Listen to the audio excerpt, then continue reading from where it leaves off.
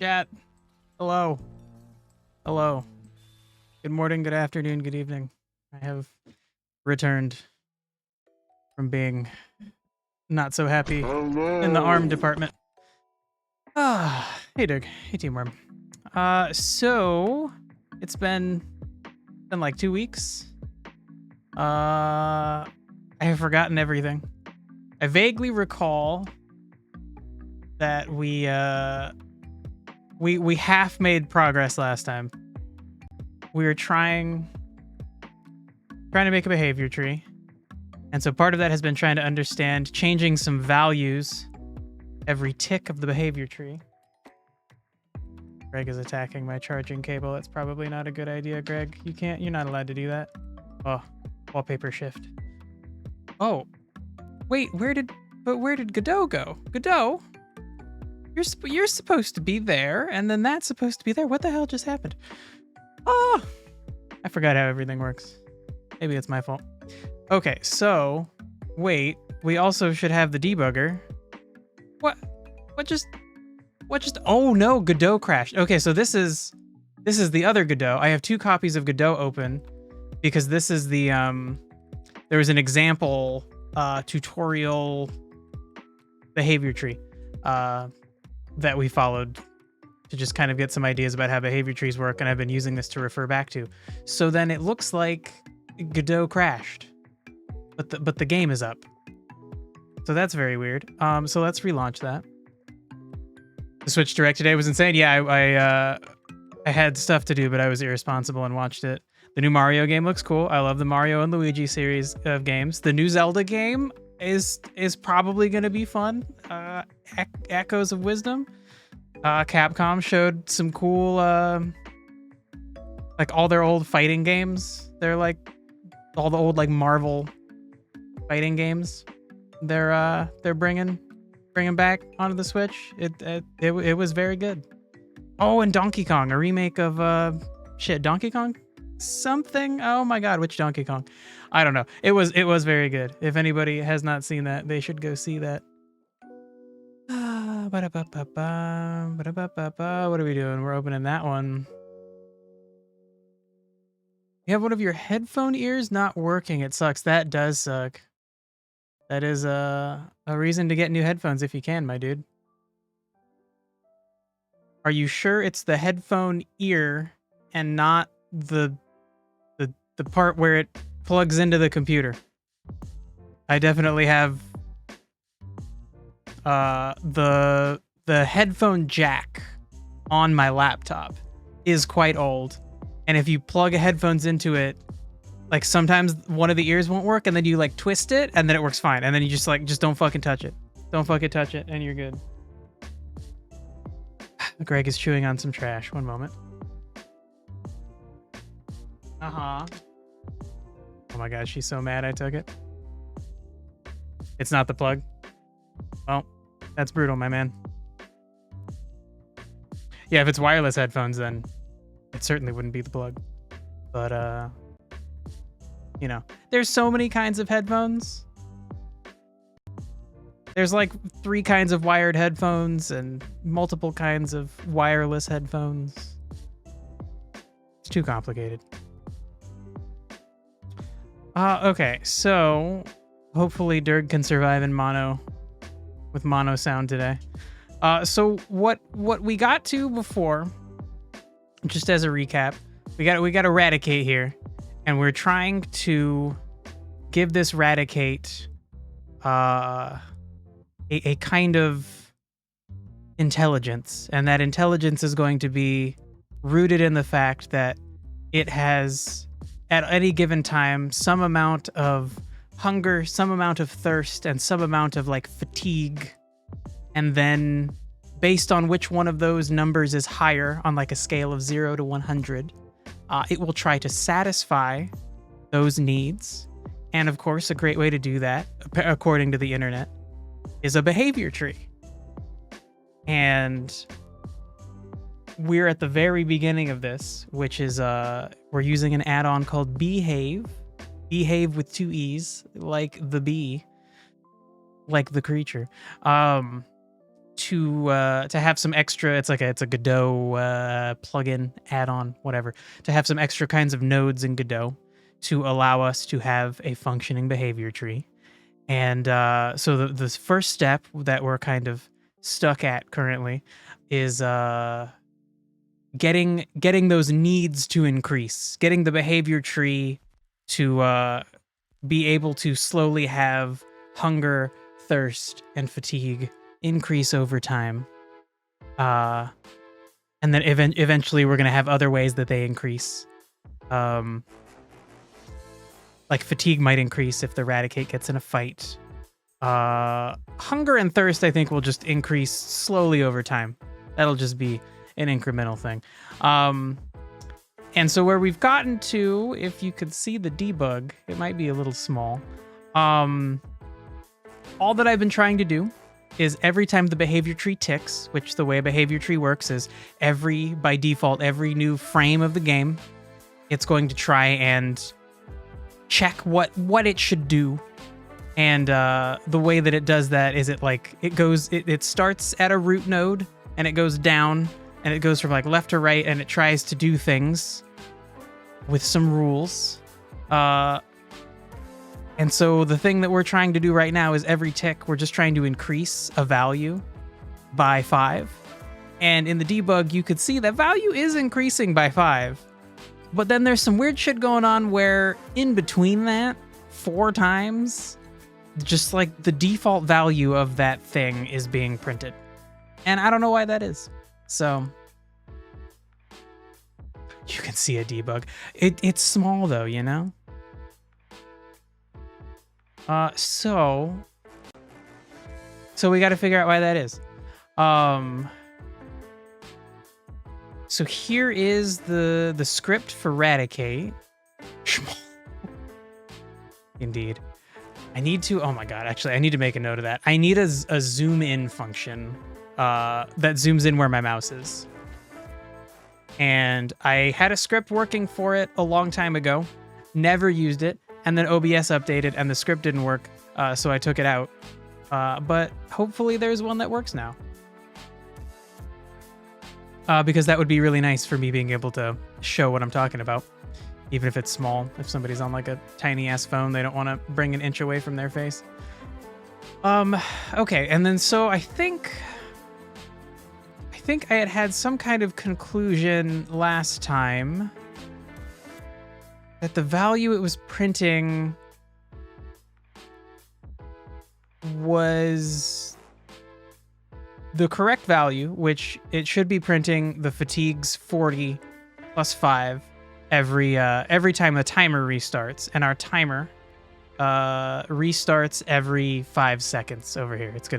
It ticks down for 5 seconds, then it restarts. It doesn't auto restart. It auto starts, and then our script restarts it. You'll crack your brain into hearing me from your Bluetooth headphones. Whoa. Greg, that sounds painful. Don't do that. Don't do that. You can tolerate some image delay. Sure. There was somewhere that we had another int value. And I think that might have been a problem.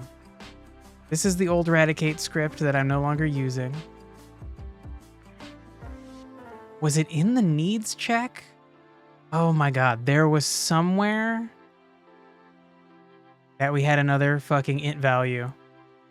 Another fatigue value. Oh my God, where was it? It wouldn't be in the player script. Let's see, let's look at Raticate as a whole. Did I accidentally put it in one of the other parts of the behavior tree? I don't think that I did. Okay, hold on. I'm really curious about this. I'm gonna go back and we're gonna watch last 2 weeks ago's stream Nice, it is still in the recent list. Okay. No sound. I just need to find something. It was something near the end that I was jumping around looking at.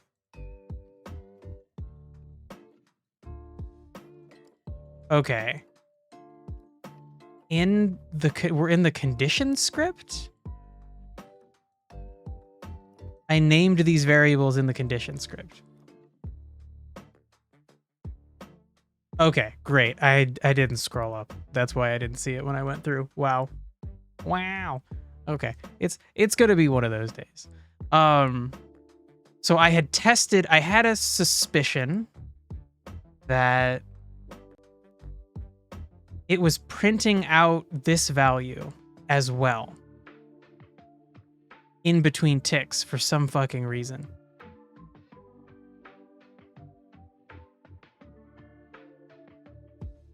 And so then I labeled it as a 10 to see if that's what would happen. And that is what was happening in the debug.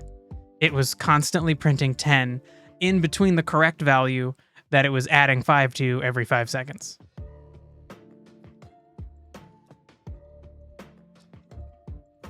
Okay, so yeah, maybe the way to look at this is every second a value is being printed out, and every 5 seconds it's the correct value that we want that's being incremented. Or actually, no, the value increases by 5 every 5 seconds. So then this is happening every frame. And so then what if there's 60 frames a second? Then, oh my god, it's going to print the correct thing, like... It's going to print a value 300 times before it prints a new one. Holy shit, okay. Okay, so that's not helpful in the way I was thinking. Okay, so do I need this defined here? We're specifically... We have fatigue defined in Radicate's area, in Radicate's actual script. But then in the condition script, we also have fatigue defined as a variable. So that seems like maybe the problem. Now, I'm not sure which one should be kept.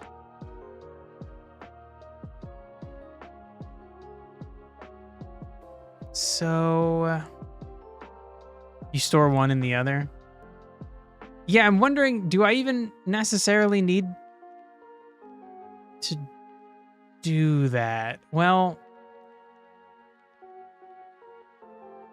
okay, so let's think about this. The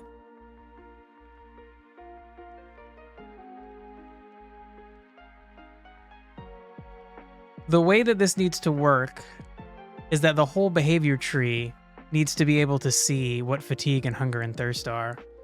I think maybe I need to store them as a Blackboard value, because the idea is that the entire behavior tree can see values that are stored on the Blackboard. The Blackboard is just a general term used for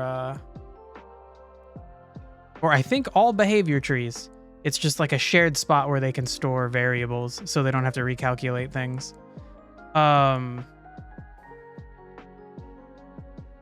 Okay, so I have it defined both in this condition.gd, which I don't remember actually, like, where is that in this behavior tree? What are you?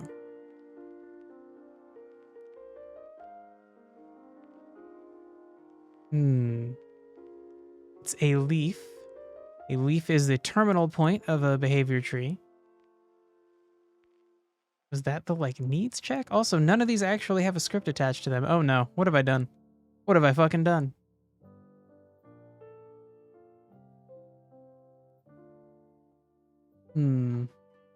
Okay, but then the other spot we have it defined in is Radicate. And Radicate is the parent node of this whole thing. All those have a script attached. Yeah, I guess they do. It's just like it's not one I made. It's like a weird, it's like the default script potentially. Oh, yeah, actually, maybe that's bad. I don't know if that means I'm changing the like default script for a future node. So this one is behavetree.gd. That's fine. This is selector. So one of these is composite. Sequence. Condition, sorry. One of these is conditions. Okay, so it is the needs check one. Maybe we should rename it. We'll find out if we go to make another behavior tree for a new creature. We'll find out if this becomes a problem. So yeah, I think what we need to do is to put these values onto a blackboard so the rest of the behavior tree can see them. I think the only problem with that might be if we need it for some reason that's not related to the behavior tree. Check the play check script. Do I have a play check script? What would that be, Durg? Check the play check script of node play check. To see what that's called. It is also called condition. Ooh. Okay. Okay, so then that is a problem, and that might be our specific problem.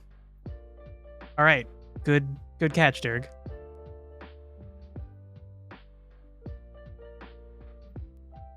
Maybe we need to instantiate a script. Yeah. Don't know how to freaking do that. So essentially we need to just like duplicate and rename this thing. Wonder how do I do that without screwing things up? We could potentially just do save as, and then maybe we can change the script that is connected to the needs check. This might have been a big mistake because we might want to leave. We can save as. Whoa. This is a family-friendly stream, bro. Let me look at the different options just to make sure that there isn't something better.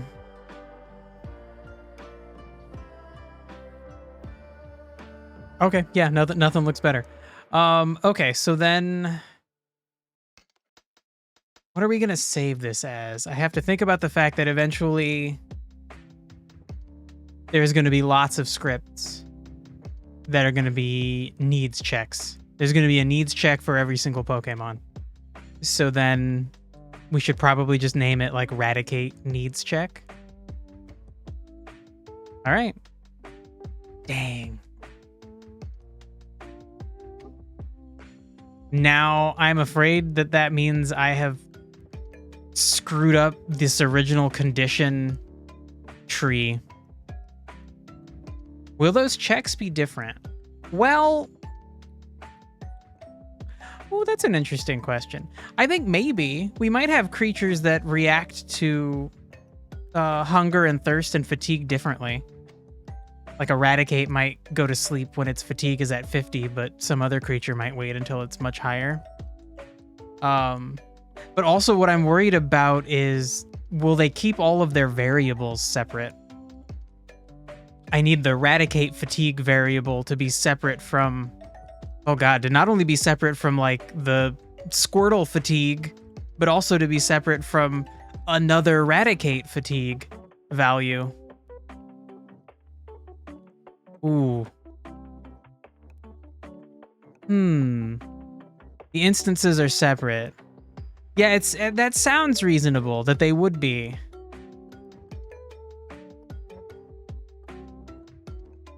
Huh. Okay, but then I think either way though, for now, just to have the freedom to make to make creatures to have unique scripts for each different species. I think we should still name it like Radicate Needs Check, and then we can modify it for other creatures. Okay. All right. We should save what we have. Yeah. We got it. Now the question is, how do I give you a new script? Repair the condition script. Yeah, I don't remember what it was originally. I think what I could do is I could go into the files for this this example. Behave has its own little folder for any Godot project that you're using it on.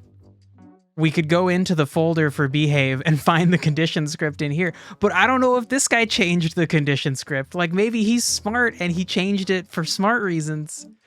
The other thing we could do is install Behave fresh on a new project. And then for sure we would have like a mint clean, nice and new condition script. Oh my god, I can't believe I did that without understanding what I was doing. I should have realized it the way that this script is like a different color. I should have fucking thought about it. Okay, so now we want to give this the other script. Derg. Errors are inevitable. I know, this one seems like I could have seen it coming though, you know?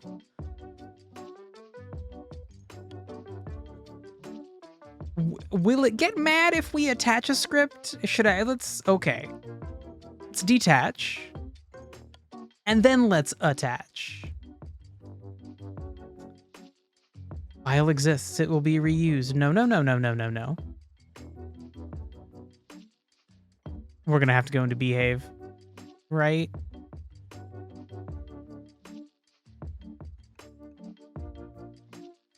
Shit, wait, hold on. Did I detach the wrong one? No, wait.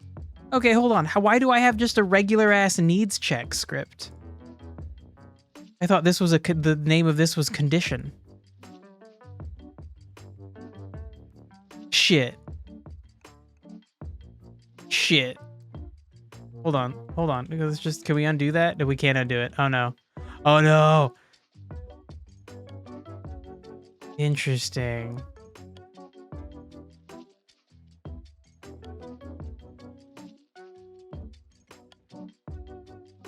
And now the playcheck script is no longer condition.gd.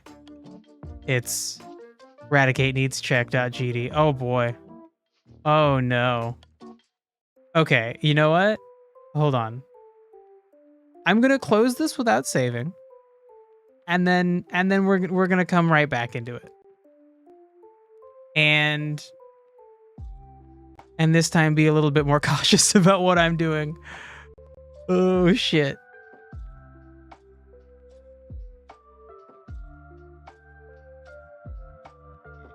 Okay, so we're in Eradicate. Let's expand all of these things so we can look at them. Booski, hey dude.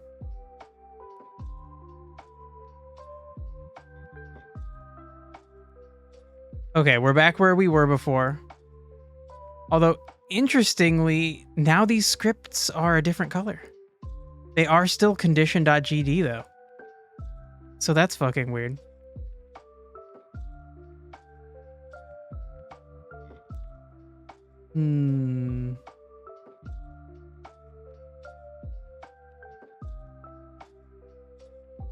Okay.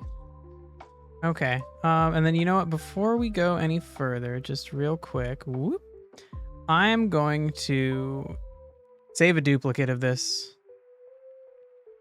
I almost always, before starting, save a backup. I did not do that today. I would like to do that. All right, cool. We got a backup in case we need it.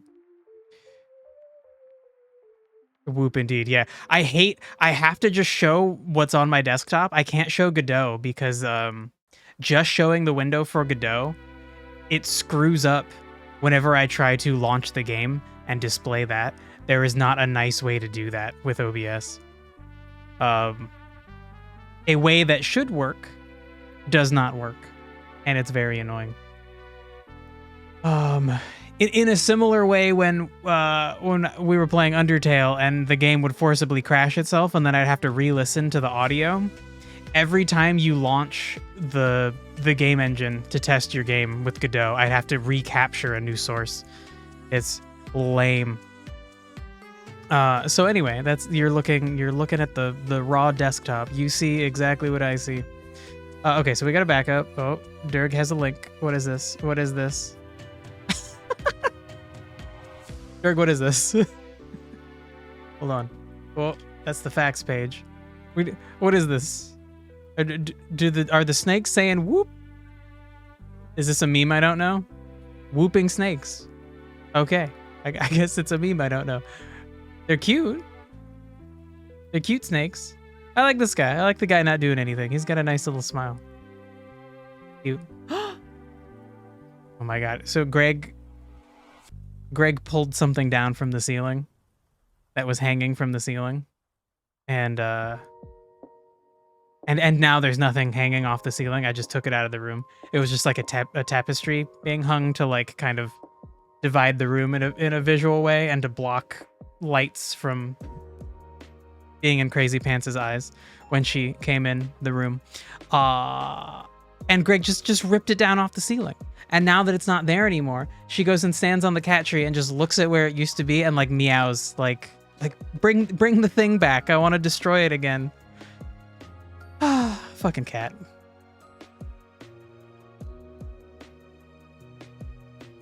All right, so what the hell are we doing? We need to change this. So it is in fact condition. We're going to detach that. And then hopefully now we can just go directly attach the script that I saved in Behave. Shit, it was saved in Leaves. I don't think I want this saved here. Can I copy you? I can copy the path. That's not what I want to do. That's not what I want. Shit, I don't want this saved in here.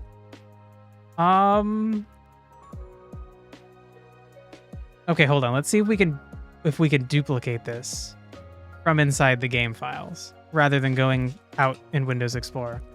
Okay, so we're gonna attach this. We're gonna load this. Camera perspective's way different? It might be. Greg! Chill the fuck out. She just knocked over a dumbbell. Yeah, Team Worm, it might be slightly different. You feel like you see so much me. Huh. Yeah, I might have had it zoomed in a little bit. I don't know. Shit. Yeah, I might have had it zoomed. I reset all the settings because I was messing with like white balance and stuff to try and make my shirt look real. Oh. Well, that kind of works still. Yeah, I don't know. Team Worm, you could be right. Maybe I should go back. When I'm tiny like this, it's probably better to have more of my face visible just for the sake of capturing my emotions. Chat Seth, oh my god. Not on your life. Okay, so what the fuck now? We want to try duplicating this script and putting it elsewhere. We could just do a save as, and then we can just walk it back, walk it back, walk it back, walk it back. And now here's just the root directory, and we could just save it here. And now we could detach the script again. Then we can attach a script. And then we can just in here have our Radicate Needs check. Okay. Okay. We've got some angry error messages. Maybe it's okay. Interesting. It failed to load the eradicate script when it was inside the behave folder.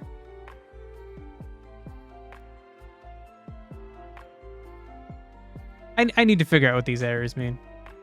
All right. You can save as in the left part of the window at the bottom. Oh shit, for real?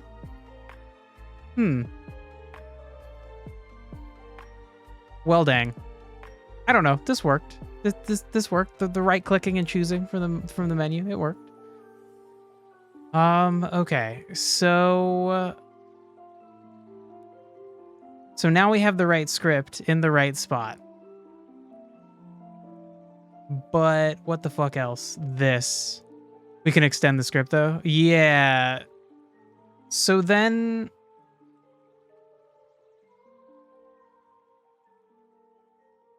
shit, was it a bad idea to change this? We still want this to be a condition leaf, right? That is what it's supposed to be. Huh. Maybe because of the way that behave works, I actually can't do this? Let me go look at the other guy's scripts. We might need to keep it saved as a condition, as condition.gd. I don't know.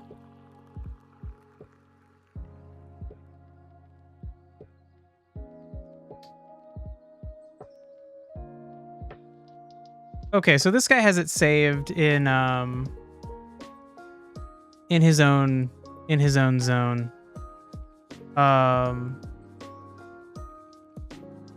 Shoot, if we go to save as, we might need to extend instead of saving a new file. Can I not save a new file and then then connect it? Shit.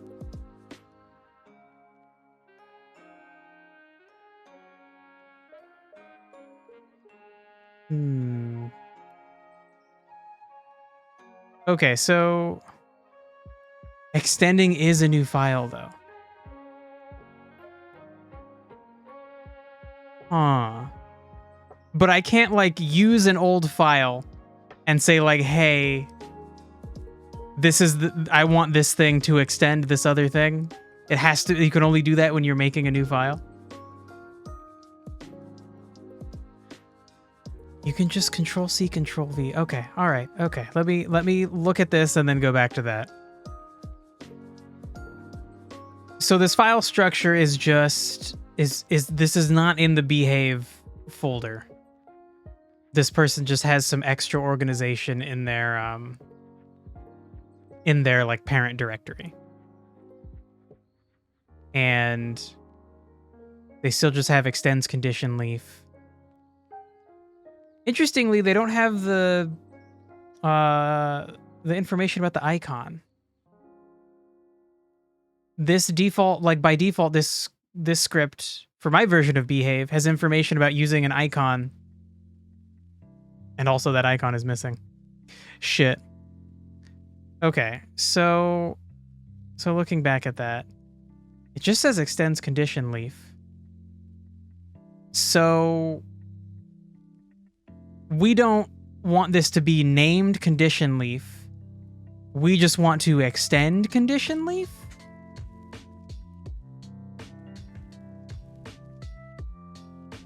It means it extends the file, meaning we have everything that's in the original file. Okay, so if we do extends condition leaf, if we do that, then we get everything that condition leaf has, and this extra stuff.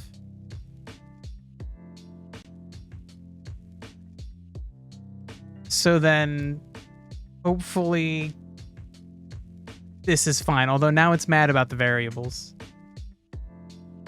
so that's a problem. Oh my god, it's so mad.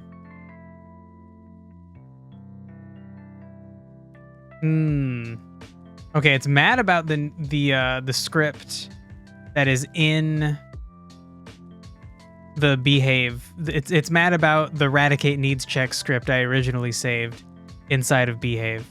So maybe I should delete that because the goal here was to not need that anymore. It in leaves. There's the nodes, then leaves. So let's get rid of that.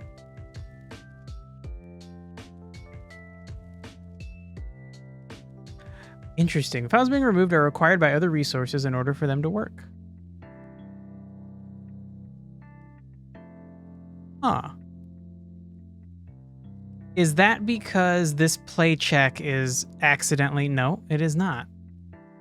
You should be using the one that's not in add-ons. You still are using the one that's in add-ons. Crap. I thought I switched him. Okay. All right. Well, you know what? This might be the wrong way to do this. Okay, we're going to delete you. And then let's remove this script. And then let's attach a script. I swear I attached the other script. Not in here. Not in here. This is a bad spot. We want to go all the way back out of behave, all the way out of add-ons. And then we want to use this one.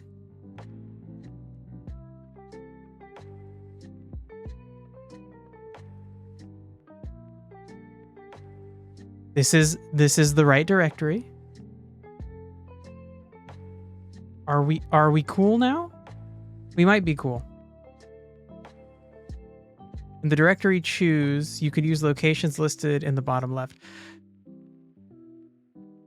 Wait, what now? I know that this is the structure of my project folder.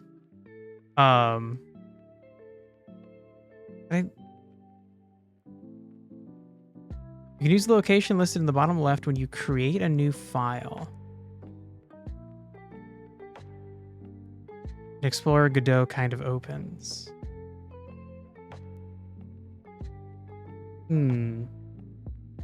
Wasn't that what I did earlier when I made the new file? I don't know. I don't know. It's fine. It's fine. I think we're fine now. This is the correct script now. But now we have to change this. And we want to extend condition leaf. Oh, I just stepped up with an arrow. But there are fast links. Okay. It worked. I don't know. I'm not going to do everything the fastest way, but okay, I will look out for better workflow. Okay, so we really just want to put like extends condition leaf. And then we're cool. Hopefully we're cool. Okay, so let me see if this still runs this way. Probably should have saved. Are you still going to do what I want? No. No, you're not. Parse error could not find type condition leaf in the current scope. Uh-oh. I feel like I'm fucking with things beyond my understanding here. I'm positive I opened the file that I attached. Ooh, okay. Good point. Good point.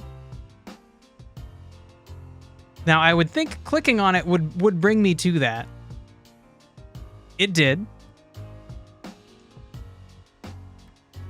It does say that this is the eradicate needs check that's located right in my project folder. But it is not happy about the extends condition leaf thing. So let's go ahead and close this. Please die. Goodbye. Come on. There you go. Yep, not responding. That's okay. Okay, so in this guy's example, he has a script. It's not located in the base folder, but it's not in the add-ons folder. It's a few folders deep, clearly for organization's sake. I think I should probably adopt something like this. It's in scenes, then character, then conditions, and then the script is day condition.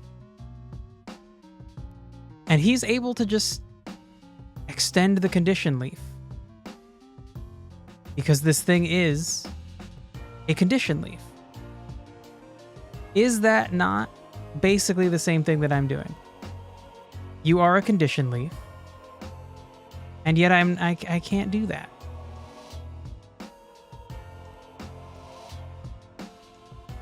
Could not find base class condition leaf. So if you're lost here, that's okay. Me too. Me too. Dirk, you don't need to fucking know all the answers, bro. You can just hang out like Team Worm and hopefully be entertained by my muddling through this. Okay, so what the hell? I would think that part of the inherent value of using behave is that base classes are defined by behave. Let me look back at this guy's example. Is there a different... I guess I can look through his scripts.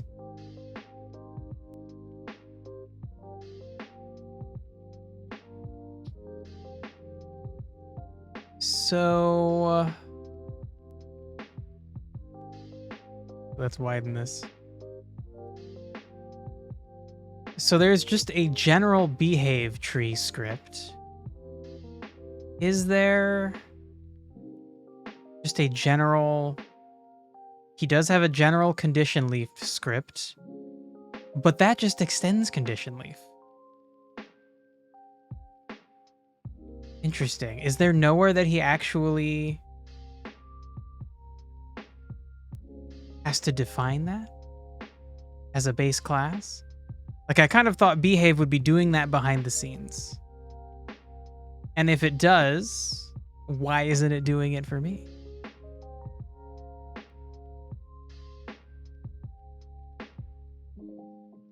Interesting. Yeah, so many of these, they all just extend things.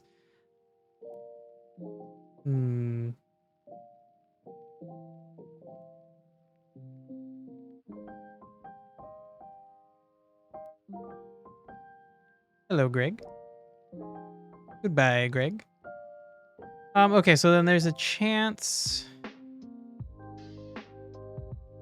that there is something that I haven't looked at. So, like, let's look at behave's situation. So the specific problem that we're running into is it could not find the base class condition leaf.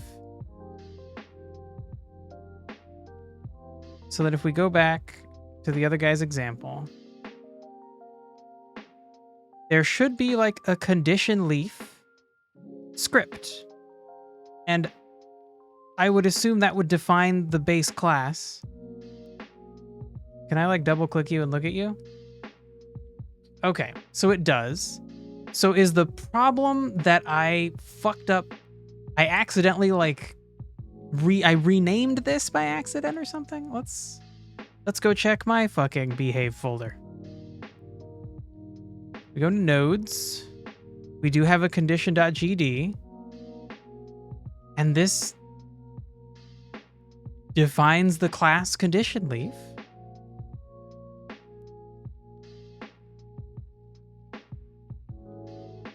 I would think that the behave tree would use that. That it would refer to that. It would be like, hey, find this script right here.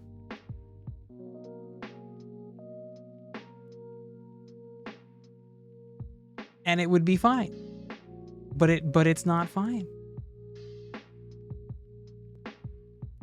Let's crash this guy again. Could not find type condition leaf in the current scope. Okay. And interestingly, this happened when I changed things and not before. Bring that back up and close it. I don't know why when this thing crashes, it minimizes.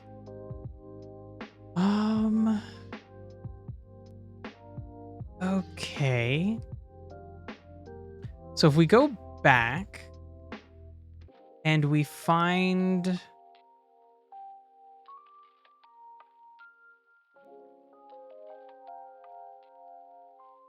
the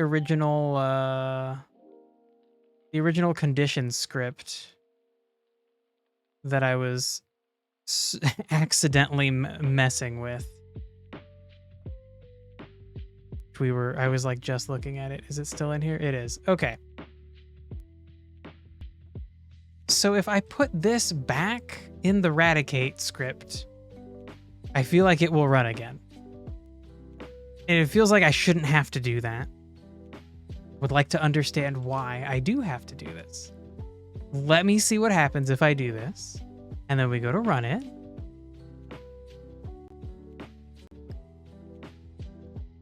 Oh. And now we have a new problem. Shit. Well, it's good I made a backup. Condition leaf hides a global class script. Sorry. Somehow I switched those words. Class condition leaf hides a global script class. It hides it. All right, internet. What the hell does that mean? Can I just copy this? That's going to be like a copy button? Yeah, copy error. Hell yeah. Maybe some project will help. Some what now, Dirg? Oh.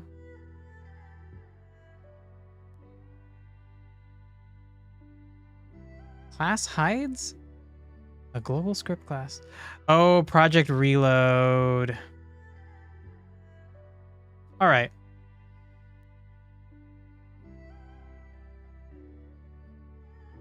Let me read about this. This might be something similar. And then, yeah, we'll try just reloading.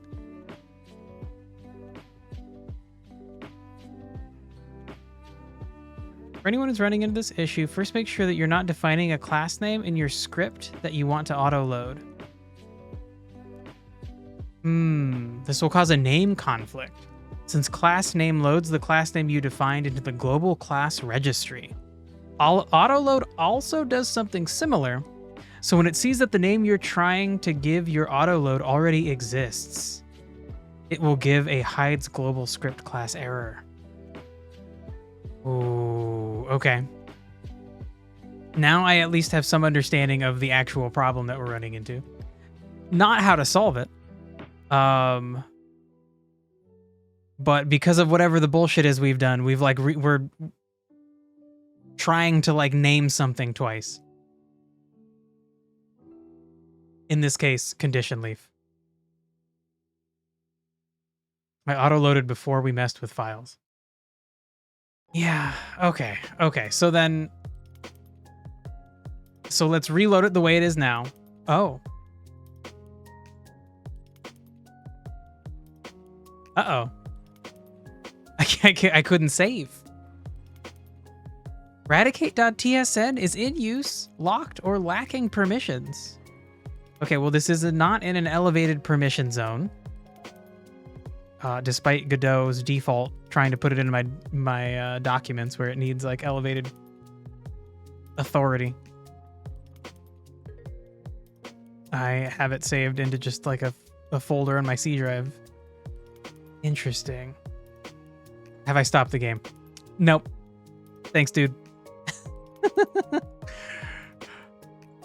I read that right as I saw that window open. Okay. Now save worked fine. So then...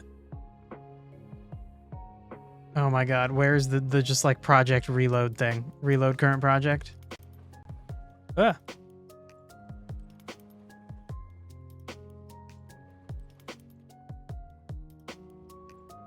Built to load. No, I can't read that fast, bro. Hold on. Hold on.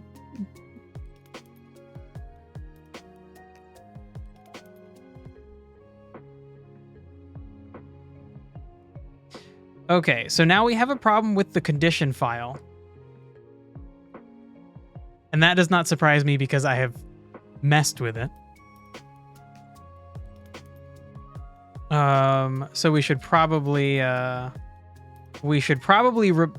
replace the condition file with the default behave condition file. Hey TKJ. We're talking about Call of Duty. You have faith it'll at least be mid? I'm sure it'll be okay. They're all like the same shooty kind of game. Wall running. It should be fun. I have zero care for Call of Duty at this point. You buy COD for Zombies. Yeah, Zombies is actually kind of fun with friends. I think the last one I actually cared about was Black Ops 3, specifically for Zombies. Yeah, Teamworm, I think you're right. It will be on Game Pass. Okay, so...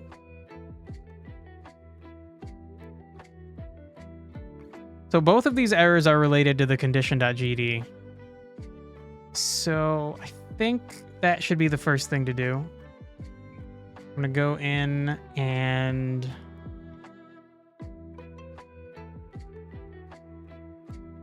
Let's see. I'm just going to go into Godot projects. And then I think I just have behave. Yeah, I have behave as a whole, an extra copy of it saved. So I can go into leaves. I can find condition.gd. We're going to copy that. And you know, actually, let's not save. Let's close this. So I'm going to go to current scribe project. And we are going to go into add-ons, go into behave, go into nodes, go into leaves, find condition.gd. We're going to delete it. We're going to replace it with the old condition.gd. Now we're going to relaunch Godot. Reopen, see what it's mad. Black Ops 2 and 1 have your favorite maps. Buried and 5. God, I played zombies in one of those. Just a tiny bit. Before 3 came out. And then 3 I actually played a decent amount of zombies in. I feel like I remember the ice map. Was it like it's like a military base? Fuck, I don't know. Oh my god, that's so far in the past.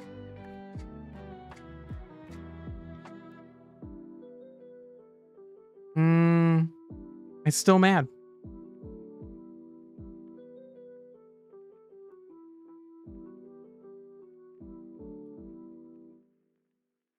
Interesting. So some of these errors we had before, the behave debugger tab hiding a global script class. And I don't think those are my fault. Delta load script behave/plugin.gd with error compilation failed. User. Oh, that makes it sound like it's my fault. So yeah, I think all of these errors were occurring before. Actually, that'd be interesting to check. Are they occurring in this guy's version? They are. Okay.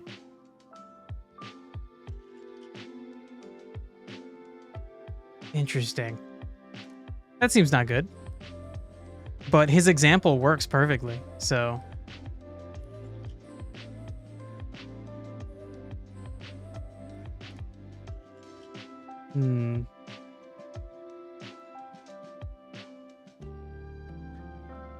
Okay, well, let's check the eradicate function. We have it back to how it used to be. Let's see if it will run this way. Now that condition.gd is back to what it should be. No. Oh my god, bro. Okay, I might just need to go all the way back to the backup and fucking try again. Thanks, TKJ. I definitely need it. Okay. All right, I think we go back to the backup. Oh my god, dude. This shit's crazy.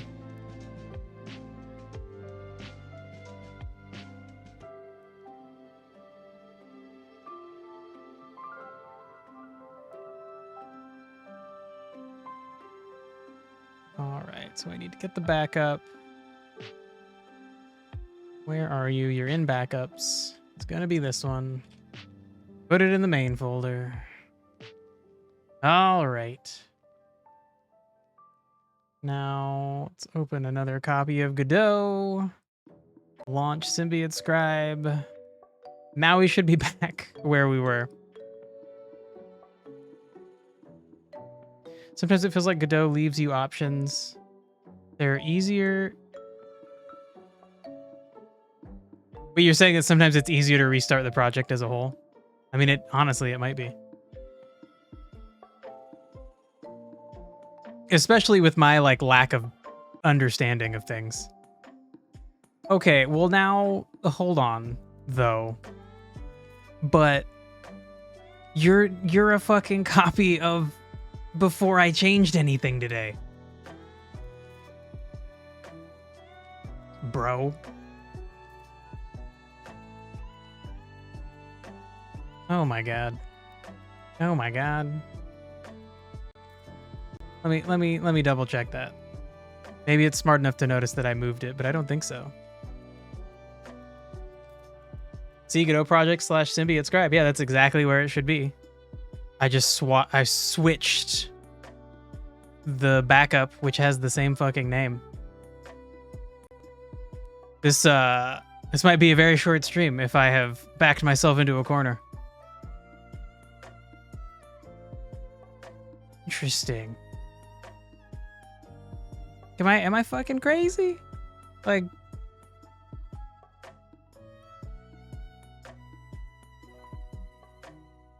(6/18/2024). That's today. Oh, shit. Shit. All right. You combine 2 soda pop colas to create orange cream soda. I feel like that's already a thing.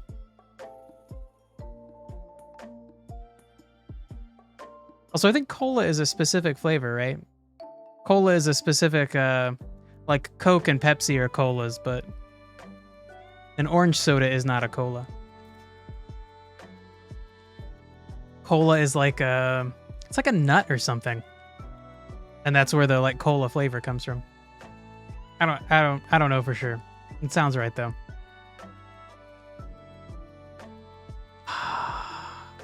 You're just gonna crash on me. I know. I'm ready. Wow. Yeah. Oh no.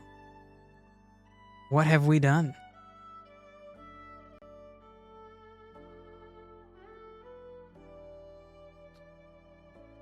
All right, let's look around. Let's look at Radicate. Radicate is where the problem is because that's the only thing that's been changed.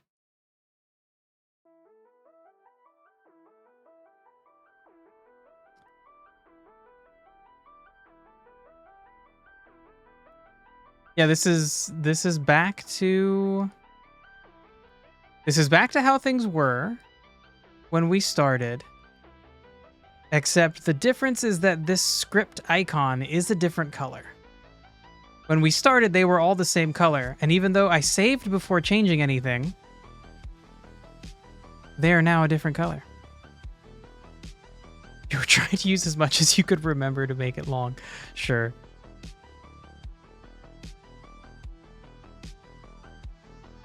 Your friend is making Last Train out of Wormtown in Minecraft. What a non sequitur. Is Last Train out of Worm a game?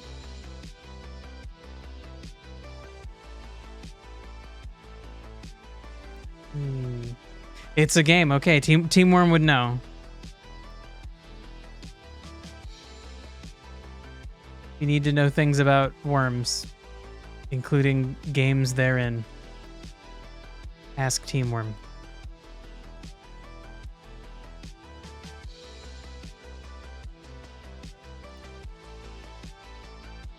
What did I do to you? You stupid game program file. Oh my god. Class condition leave hides a global script class. Now, I get that that means that something else is trying to use that global class already. I get that. I get that. Now, what to do about it, I have no idea. It's a funny rat VR horror game. What? Last Train Out of Wormtown is a funny rat VR horror game?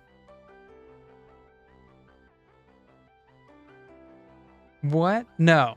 This is a separate thing. Oh my god. Okay. The funny rat VR horror game is called Scamper.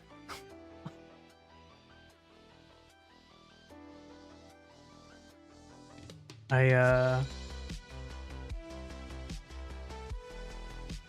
Teamworm's got info about Last Train Out of Wormtown. One player is a sandworm. There's a train. Worm can see players on the ground.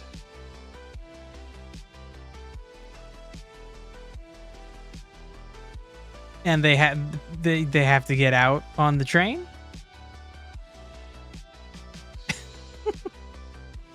Oh shit.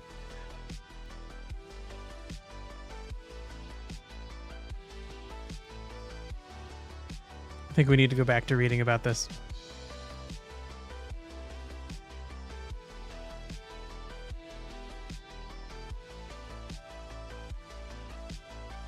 So we have a name conflict. But I don't know why we would have it now that we're back in a previous version of the game.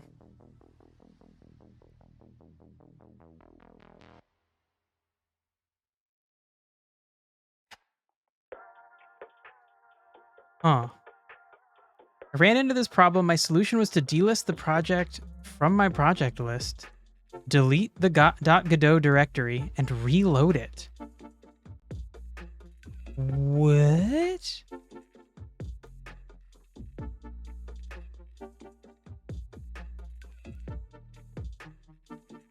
It solved it immediately for me. No discernible reason the namespace should be having the issue.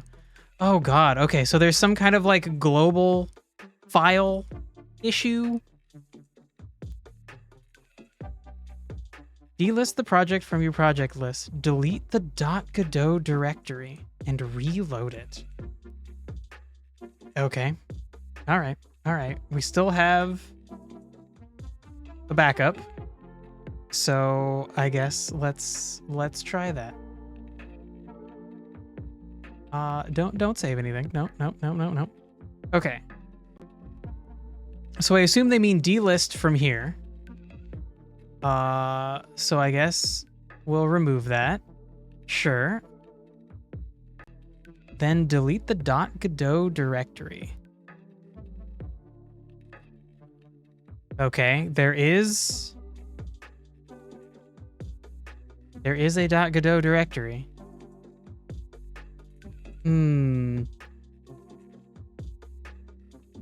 This sounds like a bad idea. But okay, whatever. We're gonna try it.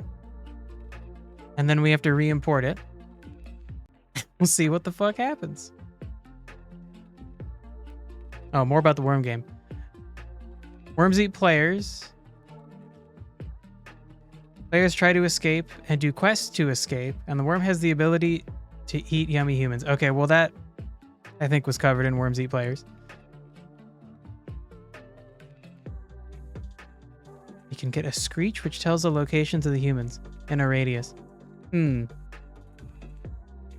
feel like there is a mini game in Genshin Impact that sounds a lot like this game. Okay, so if we just want to import. Nope, not there. We just want to go to C. No, I like literally just C though. Like just, god damn it. Okay. Not C users, just C. Okay, great. And then there is just a Godot projects. Why don't you remember that this is where I keep my projects, bro? And then Symbiote Scribe is the thing. And then I guess this is the project file. Okay, let's see what happens. Let's see what fucking happens.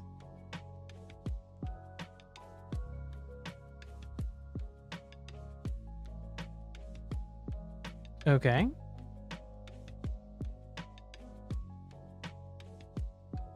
Let's go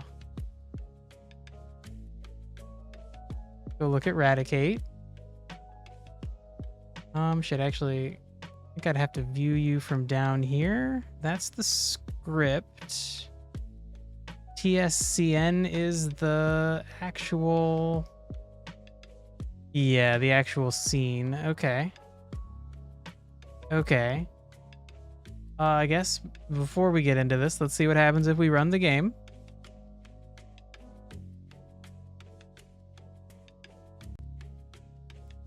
Wow, it still crashes. Oof. There's a movie button on Radicate.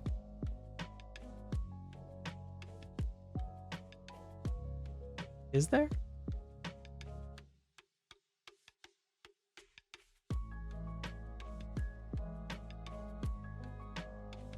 What movie button, Derg?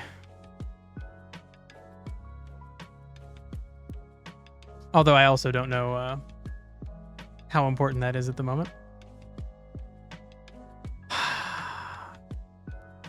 Okay, so we still have the problem. This is crazy.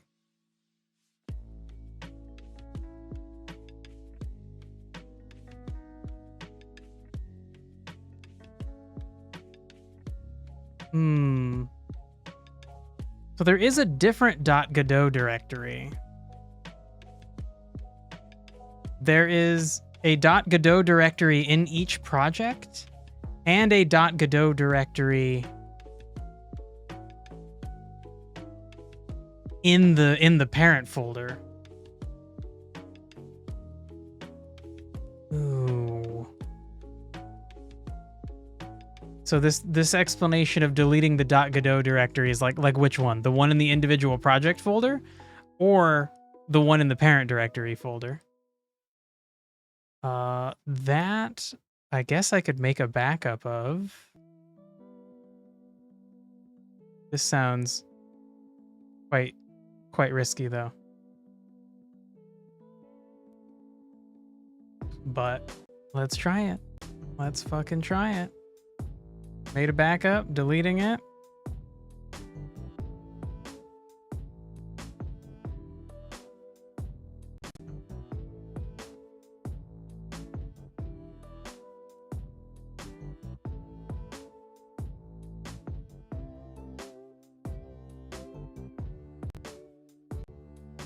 Still mad. Okay, still mad.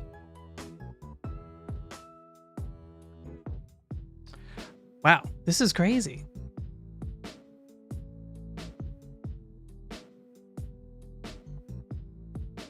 I might actually have to like fucking start over.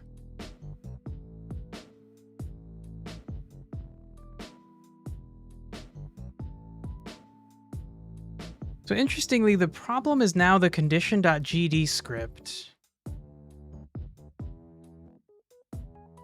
But you're just located in the behave add-ons folder. Like, why are you a problem? I haven't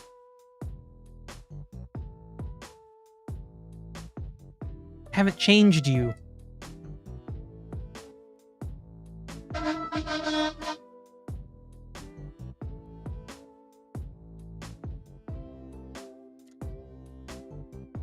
Fire truck driving right by my window. Dear God.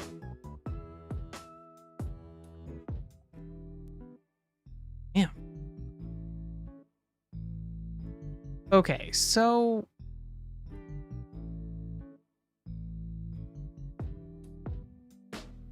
What the fuck? Oh, shit. All right, I'm gonna go look at the other guy's project.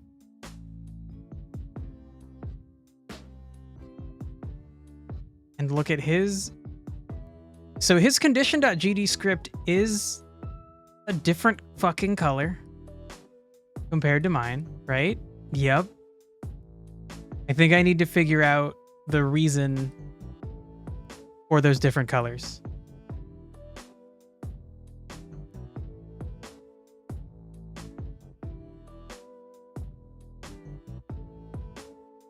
Okay. Were the icons colors based on a set of predefined color mappings? It doesn't mean something special. It's just like, no. Hello. Oh no. Hey, Crazy Pants. I may have inadvertently made my game not functional, and I don't understand why. So, you know, that might be a problem. Oh shit, yeah. And crazy, I saved a backup before I thought I did anything important. And going back to the backup, Godot is still just like, nah, everything's broken. You were involved. Yeah, but Dirk, before you did anything, I thought, before I did anything that you said that sounded risky, I fucking saved a backup copy, bro. I'm so confused.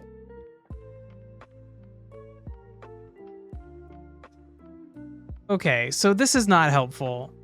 Telling me that icons are based on predefined color mappings. Like, there's a reason. There's a fucking reason that some of these are fucking white and some of these are like a bluish pink color. Dirk's a saboteur. Oh my god. Could you imagine?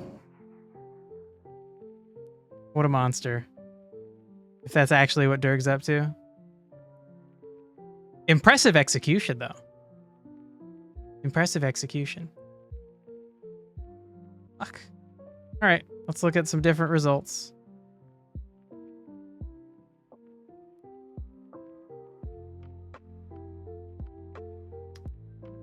Noob question. Okay. Blue icons are for 2D nodes and red are for 3D nodes. What about white and purple? I don't think there is a Godot doc page with icon descriptions, but there is a GitHub page with all the icons and the names. What the fuck?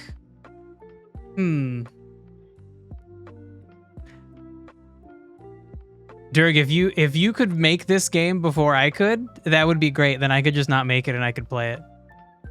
Icon White Dragon. Oh my god. I want to play some old Yu-Gi-Oh. This is not helpful. This is not. Fuck. Oh shit, the answer might be in here. I don't want to fucking find it. Oh my god. Blue inherits node 2D. White inherit a generic node. Okay. Okay. Oh my god, BB Dragon. Oh, I need to get a soundbite of Joey saying that.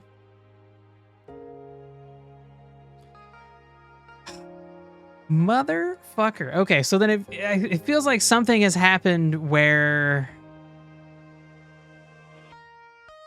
it's like not inheriting the right things because its color has changed. Fucking, I swear to God. Oh shit.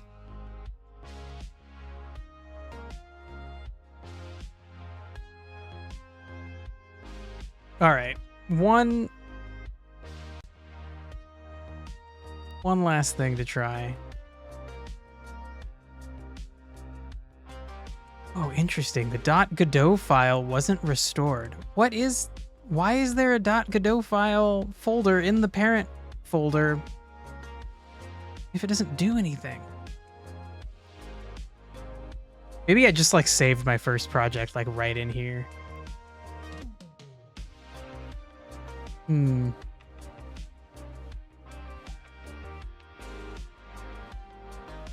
Okay.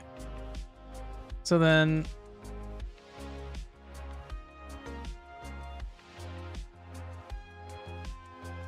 what I want to do is load the backup, but from the backup folder. And see if that will do anything. I'm going to open a new copy of Godot. And we want to import, not from my documents, you stupid thing.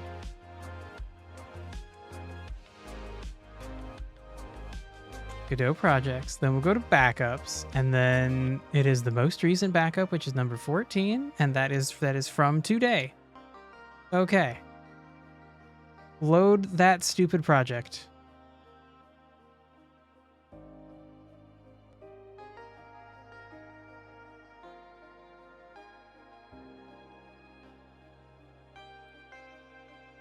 Okay, so it is the fucking scripts are still that different color. I fucking ruined them. Oh shit, dude. Okay. Damn.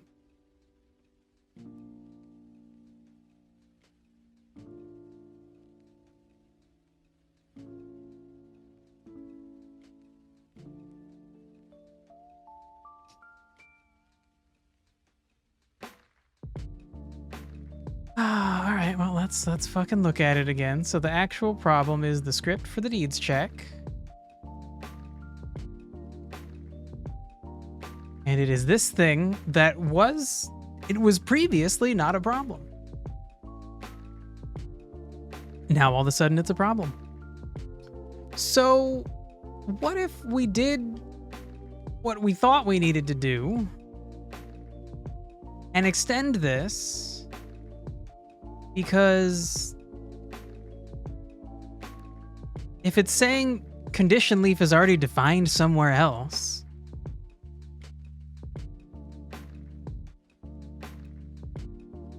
the member fatigue already exists in parent class condition leaf.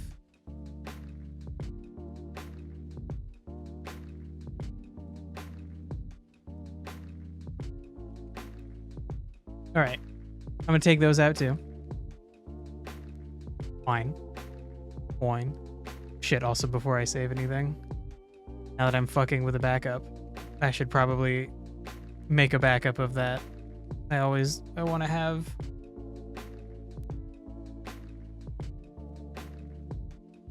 a backup I can rely on.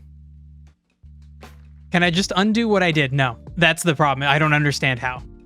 I did something, and now there is a thing I cannot just undo. I couldn't undo it in the original file, and even though I thought I saved a backup before I did it in the original file, it's also now done in the original file. Something has happened where it thinks I have defined something twice, and you like, I can't do that. It can't run with me doing that. You're sorry, Jerk, shut up. It's not your fault. You're fine. It's fucking fine. I'm the captain of this dumb ship. This is my fault. As in, it's literally unchangeable, or I just don't know what changed. I kind of meant I can't undo it with like Control Z, like undo. I don't understand how to undo it. I have made some kind of change behind the scenes that I don't have the knowledge to fix. Like, because it's all like files that I can read and write, then everything about it is changeable and fixable if only I had the knowledge, but I do not. Okay, so I'm going to try just running it like this, and just if it's going to yell at me and say that condition leaf is already defined, I'm going to just try running it like this. It's probably still going to be like, fuck you, no.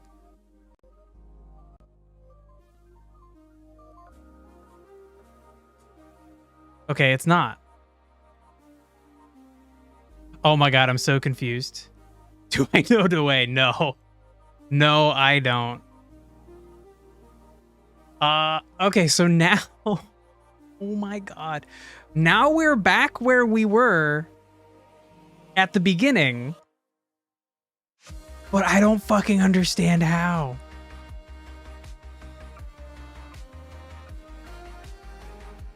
Oh my god. I wish I could cry. I feel like a good cry would really help me process this. It's okay. Yeah, it's okay. It's just, it's like, you know, it's unfortunate.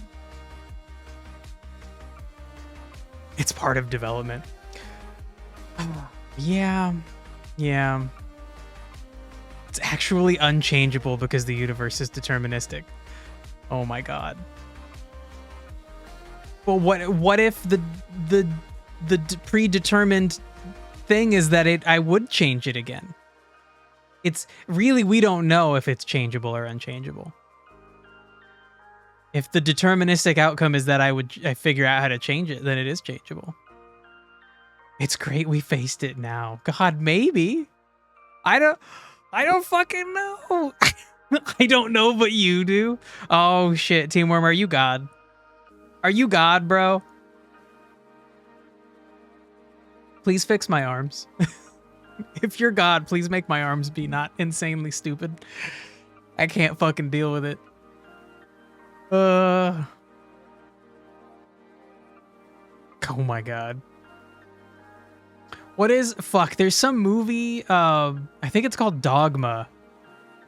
It has Jay and Silent Bob in it, but like the plot is like God like goes to Earth and he plays like fucking skee ball at like a arcade, but then he like gets in an accident and he's like in a coma or something. And so then he like can't do his God business because he turned into a human and ended up in a coma because he just wanted to go play some skee ball. I feel like maybe at best you're like that version of God. You're like a flawed human version. That's one of your mom's favorite movies. What the fuck? It is, I mean, it is pretty funny. Fucking, oh my god, is Brad Pitt in it? Some, like, Brad Pitt and Ben Affleck are in it or something as like evil angel guys. Oh my god. Holy shit. Okay. It's probably not them, but there are like two famous people that are in it as like asshole angel people. Anyway, fuck. I have no idea. We learned one lesson, that you shouldn't listen to Durg. Oh, I don't know about that. I haven't learned that lesson yet. I should be more cautious. And okay, even crazier about this problem is initially I was trying to do this. I was trying to put this here, and it was like, nah, fam, you can't do that. I don't work anymore. And so then I was like, okay, I have to go back to what it was before. And then it was like, nah, fam, I don't work anymore. And then in desperation, I tried putting it back to this, and now it's like, yeah, that's the fucking thing you need to do.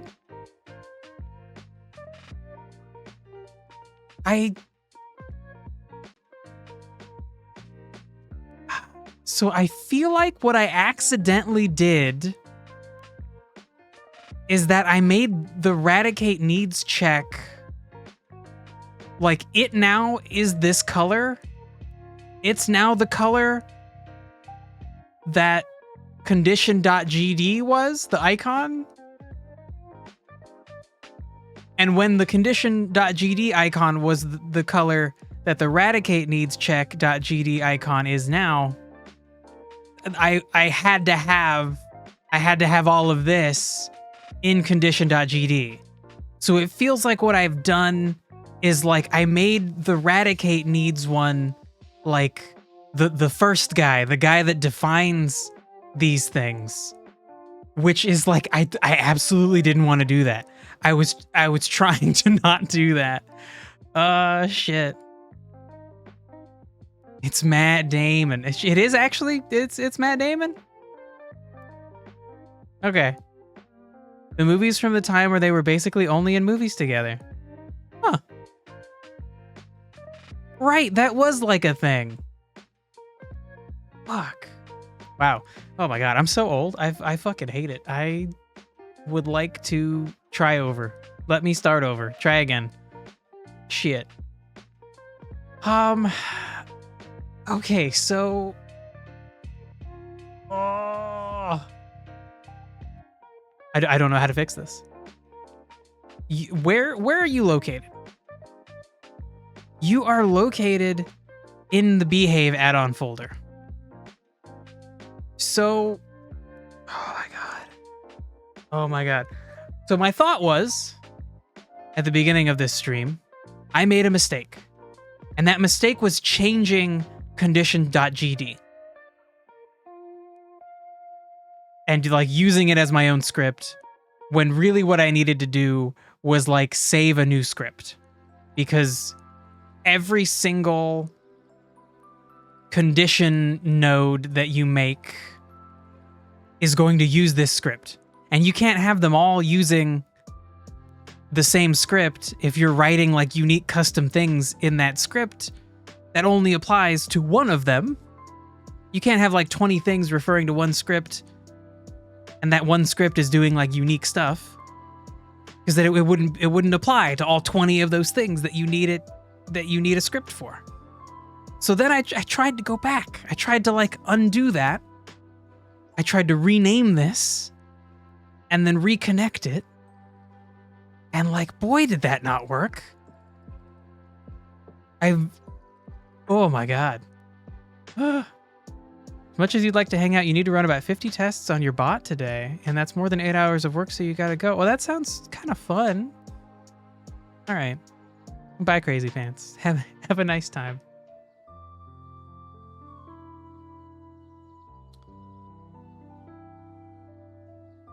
All right. We got to figure out how to fix this. We got to fucking figure out how to fix this shit. And so I feel like the smart thing to do here is let's go see if we can fix it in the one that's in the non-backup, because right now we're currently fucking with a backup. I have made a backup of that backup, so we're okay. So let's go, let's remove this. You don't need to be here, buddy. Let's go back into the screwed up one that is not a backup. And try to fix this.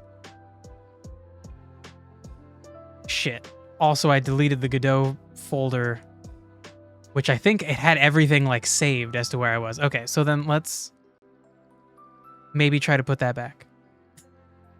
Oh my god. This is insane. Okay, so we gotta look in backups. I'm gonna copy this.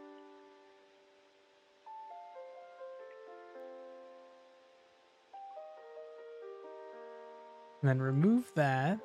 And then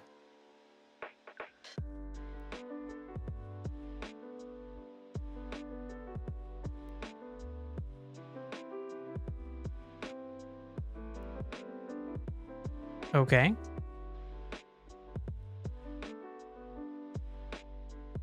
Oh, my recycle bin doesn't want to open. I was going to try to bring it back from the recycle bin. Okay. Cool. Cancel. No, don't do that. Don't do that. Shit. Okay. Okay. We're just going to close fucking everything. Oh my god. And then the recycle bin opened right as I fucking clicked on it. All right. All right. Right as I clicked on the X. So I was clicking on something else and it opened and I closed it. So then what we want to do...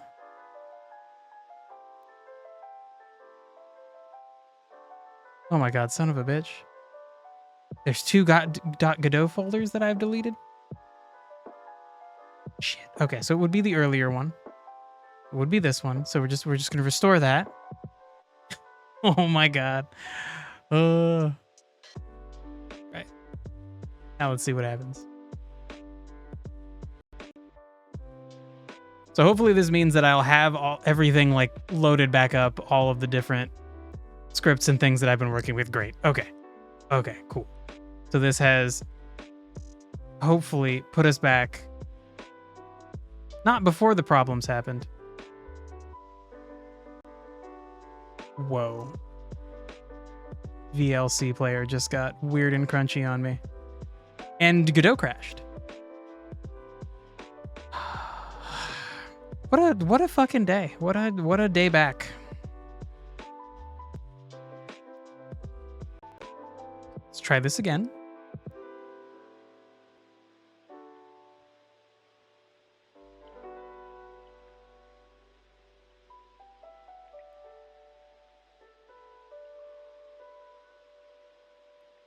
Okay. So, the problem is right here. And if we just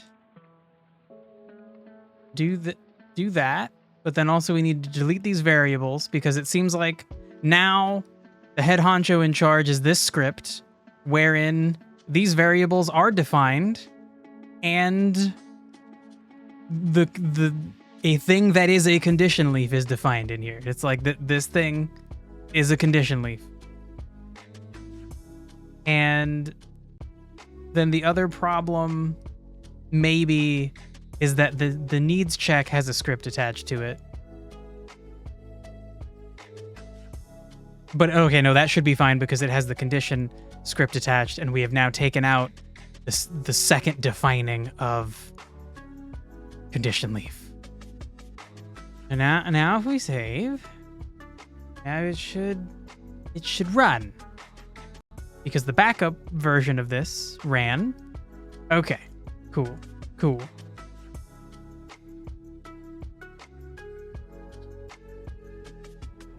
And so we're oh, okay, wait, actually, there we go. Now we're back at exactly where we were before. So actually, this is very interesting. So earlier in the day when I ran this, it was this problem. We get the thing that we expect, which is once the script is adding 5 to Radicate's fatigue value, just as a way to manually check if we could manipulate its fatigue value, which we need to do to make Radicate function. We need to be able to change its fatigue value. If he sleeps, gotta lower the fatigue value. It makes perfect sense. So then this was the first step, was let's just add 5 to the fatigue value to prove we can do that. And we are in fact doing that. And once the fatigue value gets over 50, it says success to let me know, like, hey, look, you did it. You are increasing the value going over 50. But we still have this weird thing where for every time it writes the correct number, it writes the wrong number along with failure, which failure is expected because it'll say failure if it's under 50. But it does it 4 times. But when first launching the game, before the correct value achieves success, it's the correct value, which it should start at 40, and now it's gone up to 45, then one incorrect value, then a correct value, and now it's about to switch to success, and now there's 4 incorrect values. That I don't know if there's a puzzle to solve.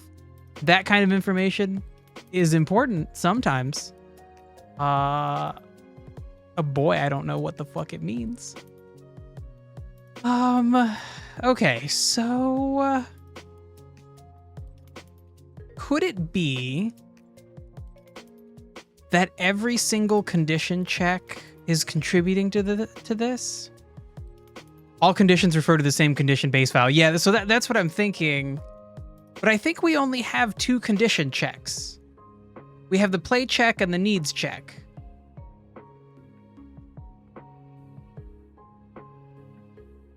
And so that would explain at the beginning when there's 2 of them. Like, that explains that.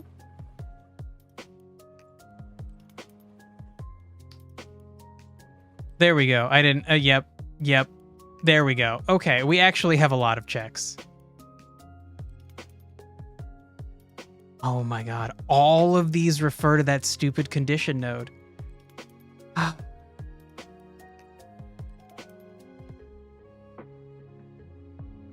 Maybe something extends condition check. I think...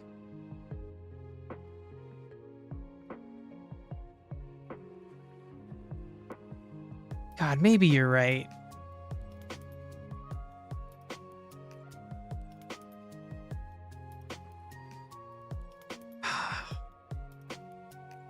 Okay, if all of these referred to the eradicate needs check, which I guess they do indirectly because we made the condition script, which they all share. All of these white spots, all of these white scrolls are the same condition.gd script. And since they all refer to this same script, condition.gd, and that condition.gd script extends the condition leaf, and condition leaf is defined in here, then it would kind of make sense that they're all... Maybe I can switch content. You're becoming mad. Oh, Derek, I'm sorry, dude. Oh, shit.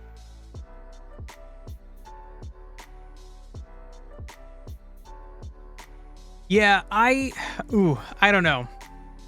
If I had like 100 people watching me and they were all fucking mad, then, you know, I feel like it would be... Oh, you mean file content, not stream content? Okay. Okay. You're here for it. All right. I was going to say, if there were like 100 people that were like, this is infuriating me, then like, yeah, fine. Maybe we could just like, I don't know, fucking play some Destiny. But it's just us. This is the time to do this dumb thing. This is the time I've set aside. And obviously you weren't even saying that. No Destiny. There's cool stuff to do still though. They made so much extra cool fun stuff to do. It's so crazy. Like their Bungie's executives are such greedy bastards. And then the moment they think that they might be affected, because so the whole thing is just a quick tangent. Sony bought Bungie, but part of the agreement is that Bungie's executives would still control the company. But Sony was like, okay, but only if you like keep making money. If you make money like you promise you're gonna make money, that's fine. That's fine. But then, like they did really bad with last year's expansion. And now, so this year's expansion, they were like, okay, shit. Like, if we don't make if we don't sell tons of copies and make tons of money, Sony's gonna take over our board of executives, and we're not gonna get our like big, fat, juicy bonuses. So then, of course, the expansion for this year is like amazing with tons of cool stuff. Like, they let the devs make everything that the devs wanted to make because their big, fat, juicy paychecks were on the line. It's so fucking annoying. So anyway, we got to figure out how to make condition.gd like not be the reference point. All of these things are looking at condition.gd, and that's a problem because we're referring back to condition leaf in the script. So I think what we need to do is we need to get back to the point where initially condition.gd had this stuff in it, and it was the one who defined this stuff. Now, eradicate needs check is the one that is defining this stuff. And that's a no. That's a fucking no. That's not what we want. Now, I thought based on my fucking understanding of Windows and file systems, I thought that is exactly what I was doing when I broke everything. I thought I was making a duplicative condition, giving it a new name, and that then I could point that I could then point the needs check to that new thing, which is eradicate needs check.gd, the script. But it didn't do that. Instead, we have now somehow made eradicate needs check.gd the all-important file, the file that defines the class name condition leaf, and that's not what I fucking want. Not what I fucking want. I don't know how to fix it.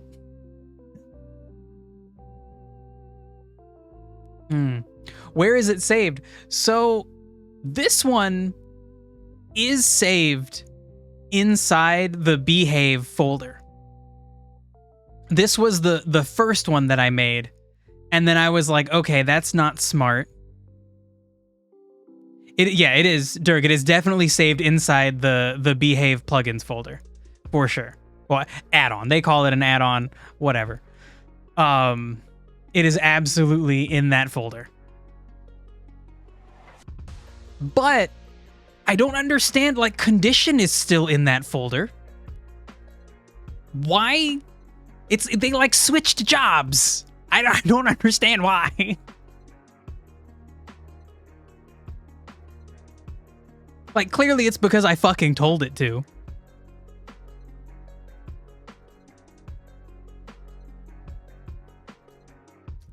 But I don't understand. Switch content and reload. So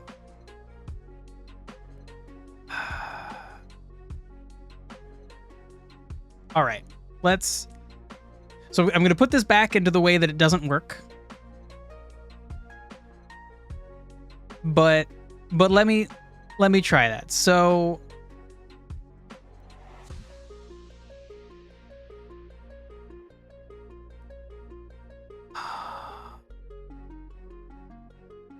in initialization, it looks for a command. Okay. So I get that idea that, like, when this is all being set up, it is unintentionally getting this info here. And that's not where we want the info to come from. So what?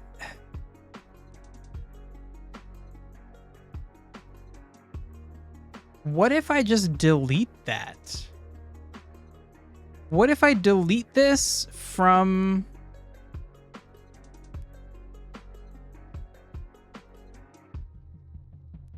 Shit.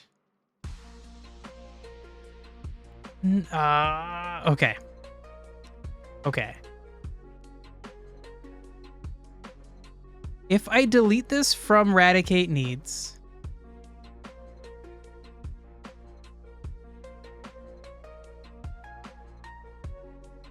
Shit, well then all that gets mad at me. So, okay, well what if... Shit, what is it? It's extends condition leaf. Oh wow, I misspelled it and it was still cool with it. Okay, so... Like, what if we switched it? Like, now we have this stuff here and we have this as extends. Then it will be nowhere to be found.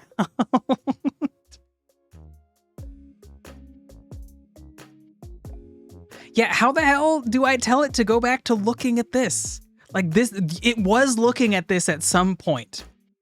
And then I renamed some things. No, actually, sorry, I duplicated some things.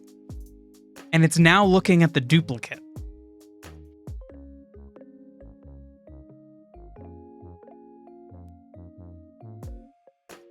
I should reload the project. Let's try it. Let's try it.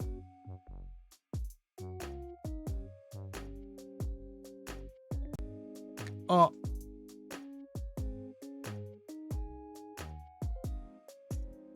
Godot? Bro, Godot is fucking mad at me. It just fucking crashed. Oh shit, and it was in the middle of saving, so I don't know if it fucking saved. Oh, okay. Okay, hold on. We did crash, but I think it saved and it switched. Okay, so the color clearly means that a class is like defined in there. The icon is now back to being the correct color. And it's defining a class. So this fucking color means that it defines a class.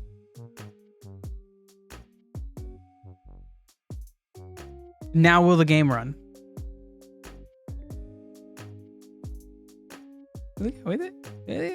I give it a 10% chance it works.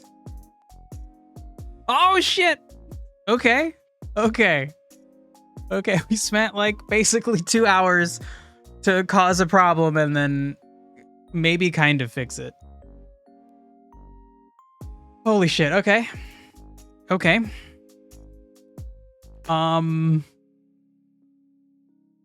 Now it works. It does in fact.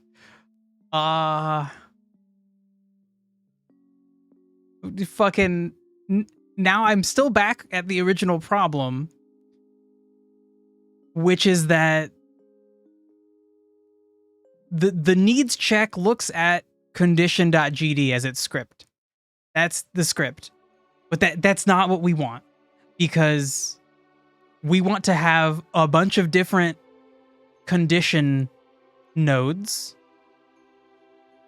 that all are capable of using the general information in the condition script. And then we need to extend the script. Yeah, exactly. So we need to put condition.gd back to its original format. The way that it is in a default behave add-on folder when you install it, which I have that. We can do that. That part I could do. I could go into the like file explorer in Windows, and I can do that easy. But it's like we don't want to do that yet, I don't think. Because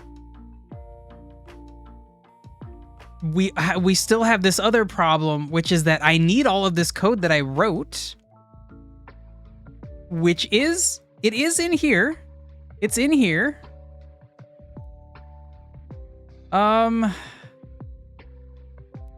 does it make sense that we go into Windows, we take the default condition.gd and then replace it, copy it to Notepad? I think we might be okay, because it is all in here. The only thing that's not in here is the oh my god, what fucking is this section? But this section shouldn't be needed if we do it right. So okay, I think I'm gonna save this. I'm gonna close it. I'm gonna make another fucking backup of it, and then we're gonna put the original condition script back in.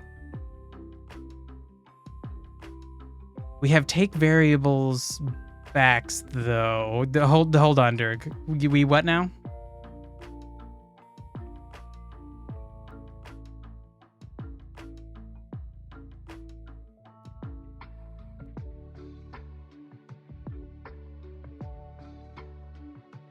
Okay, just either way, it would be smart to save a backup. So I'm gonna make another fucking backup. This will be our 16th backup. Oh shit, I haven't uploaded a backup to my Google Drive since like number 11. Maybe 12. Shit. Just do a thing. Okay, all right. I'm gonna fucking try it. Mighty. Oh my god. All right. Okay, so what we want, I guess I can do this over here. What we want to do is this shit.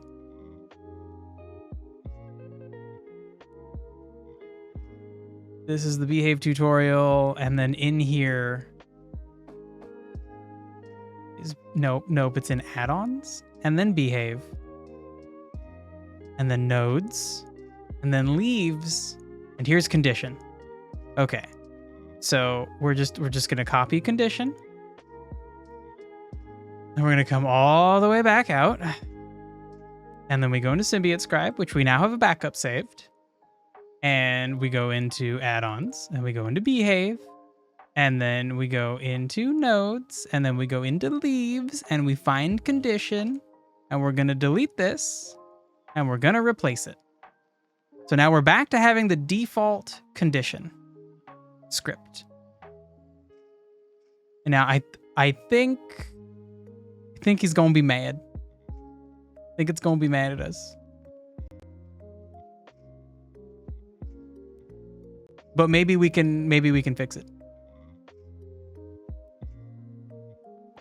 Okay. So we get some new errors about fatigue not being declared. And Godot has crashed.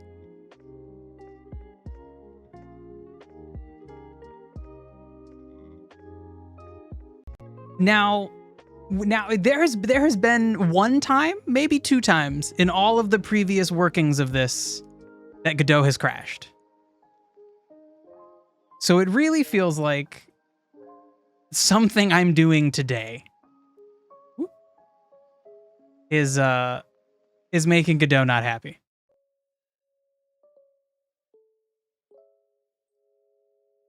Maybe it's true. Maybe I need to delete a Godot folder again. Oh my god, I fucking hope not. That's such a weird thing. I don't want to fucking do that if I don't have to. So let's try fixing these problems. Because I think everything above behave initialized has been happening regularly. So we have a problem with, wow, it's just all fatigue is the problem? I think because the script, we have a script that does a bunch of stuff to fatigue. Can I like go to the problem? Can you take me to the problem? I bet it can. Either way, I'm pretty sure I know where it is. It's in the eradicate needs check, yeah. Okay, so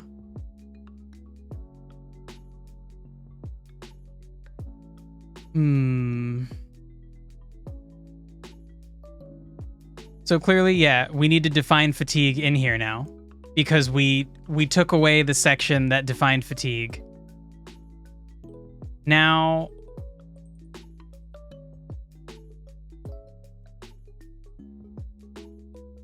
we don't have the variables declared. Yeah, for sure. Go to condition check and take it back. Well, so then the thing is, though, that I deleted them from this. So I think what we could do is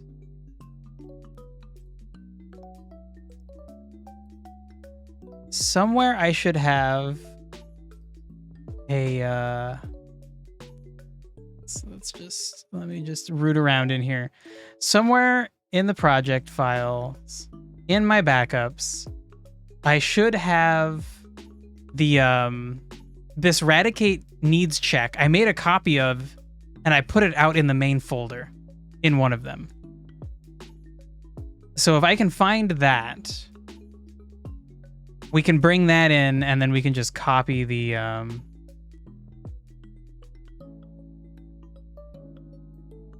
we can copy the information from that. Shit, okay, maybe I don't. Redefine it? Yeah. I don't remember exactly how I did it though, you know? But actually, maybe what we could do is I could just bring the script, the old condition script in.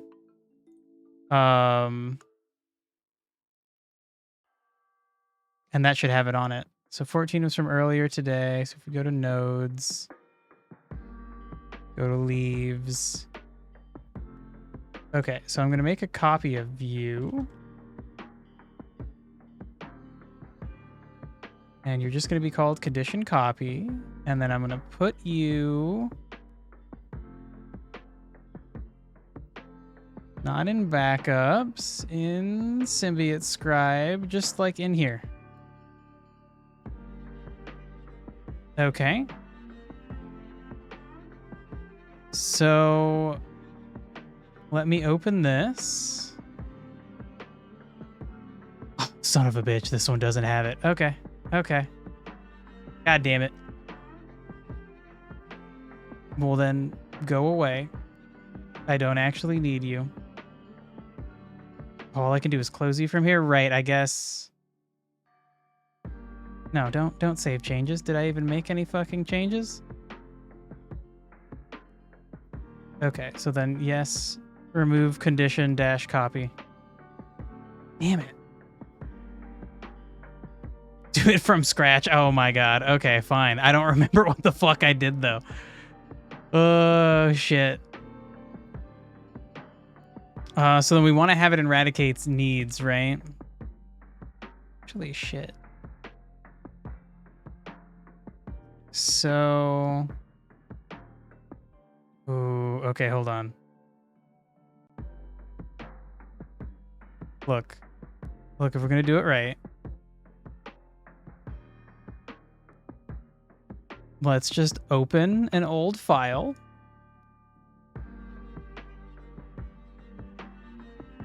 Because I don't remember the fucking syntax to do this, and I want it to be correct.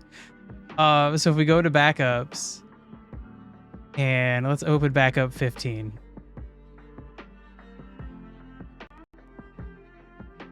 It's in here somewhere. It's just a copy and paste away, Dirk.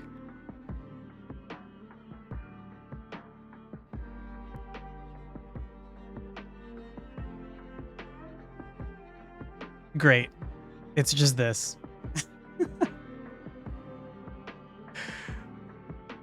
Okay. And then we don't want it equal to 10. That was just me testing something.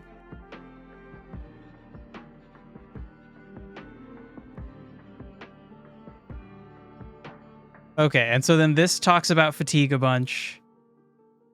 So then hopefully this is okay. Let's reload this.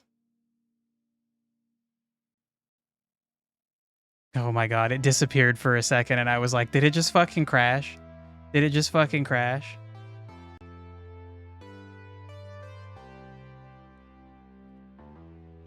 Okay, we have no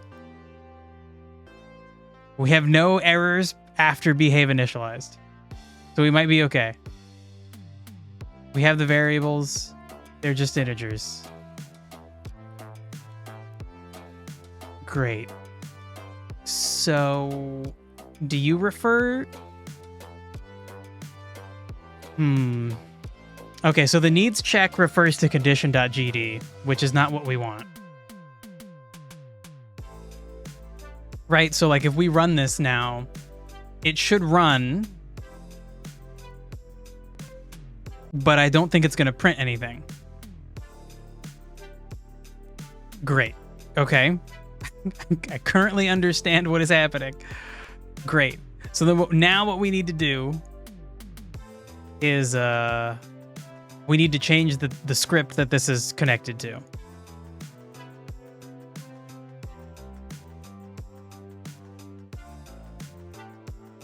You can find a file in the left side bottom explorer. Yeah, but only if it's like part of the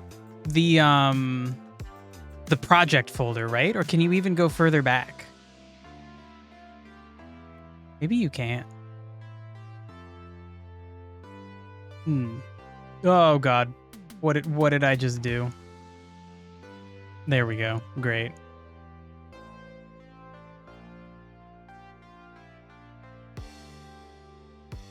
I could drop the thing into the node. Okay, sure. Let's see how that works. So I think the first thing to do is I don't want this eradicate needs check saved in here. So Is there an easy way to just move you? Like, I can probably just drag you, right? Let's just put you out here. Hopefully that worked. We're not in add-ons anymore. Great. There's our needs check. Okay. So then fine. Let's see what happens if we just drag this onto here. Okay. Maybe we're okay now. Let me save. And then just in case, we'll just fucking reload the project. And then we'll see if it works.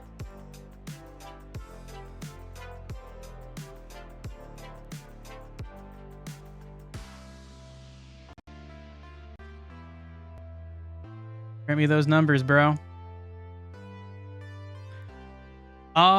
Okay. So we might have also are like shit. Oh my god, I don't know where that fucking cough came from. I went to like 3 fucking doctor's offices yesterday, so I might get sick. Every time I go to the doctor's office and then leave, I'm like, oh fuck. Doctor's offices are where sick people go. I might get sick. Maybe that was just a random cough that came out of nowhere. I don't know. I'm old. So yeah, Dirk, so now because of the way we were properly extending things, we now no longer have the weird duplicated values because we essentially fixed it. Oh my god. I guess like cool. Woohoo.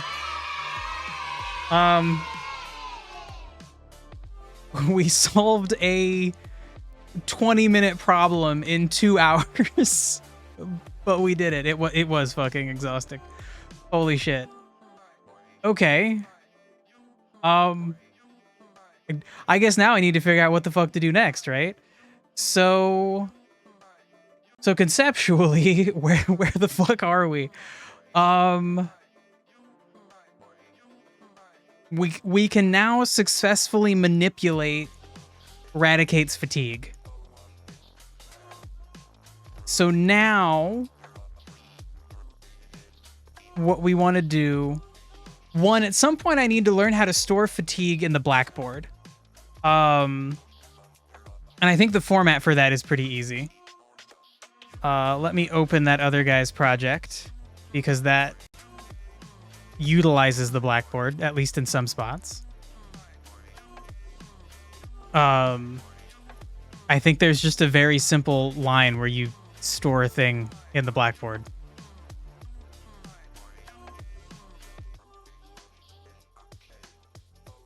And I swear he's got a good thing that does this.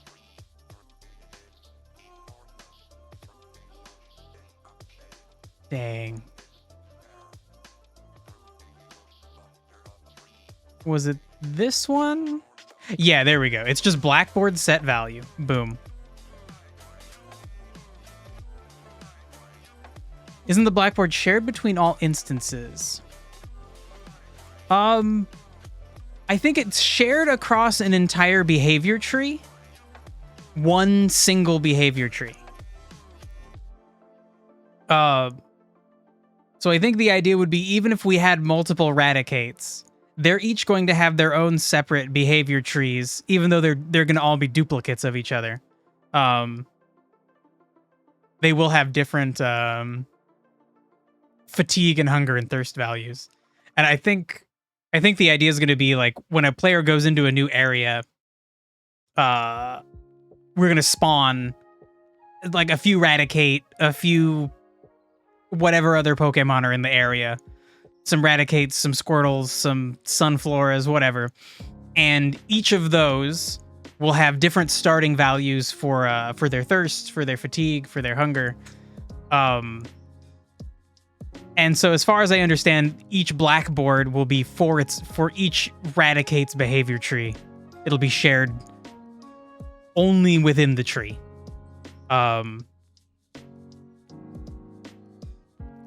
You have a thing about a thirst. I need to drink water? I have kombucha. Actually, I do have water.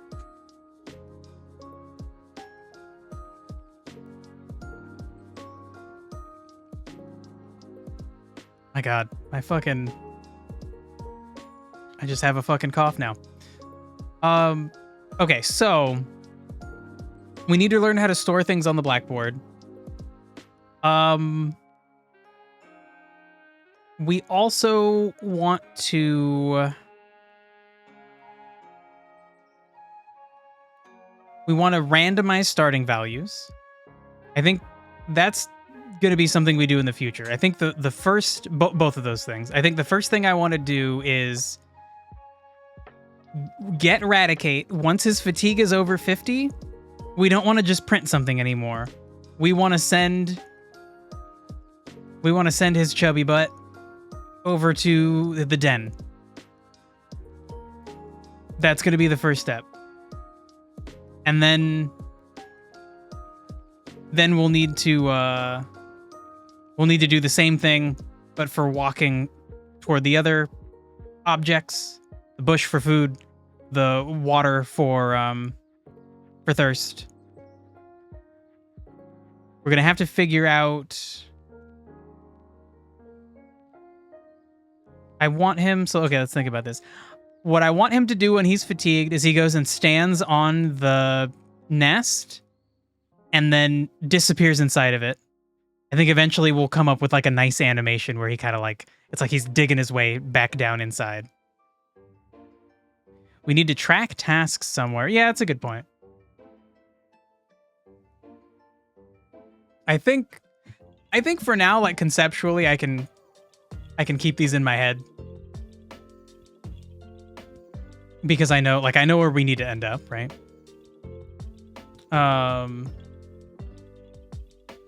maybe I should open a Google Doc or something. Nah. We'll just go. If I get confused, if I mess up, I'll make a Google Doc. For now, I think we're okay. So then essentially what I want to do right now, right at this moment, I want to figure out how to make Raticate go to this object. So we specifically want to do that when Raticate's fatigue is above 50. So then I guess we'll still print success. Why not? We'll print success and we'll fucking print the fatigue value.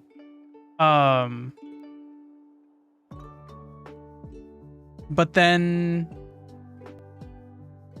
because we're in a behavior tree, yeah, we still need to return success. And then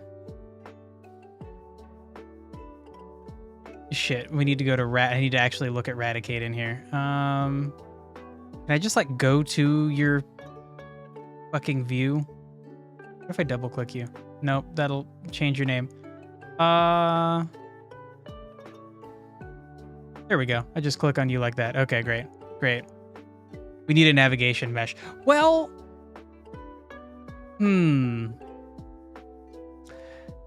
shit, okay, that's a good point. I think for now I want to skip that part and I'm just going to have him walk straight to it. But yeah, in the long run. All right, you know what? Fucking, let's make a Google Doc. Oh, my drive is not here anymore?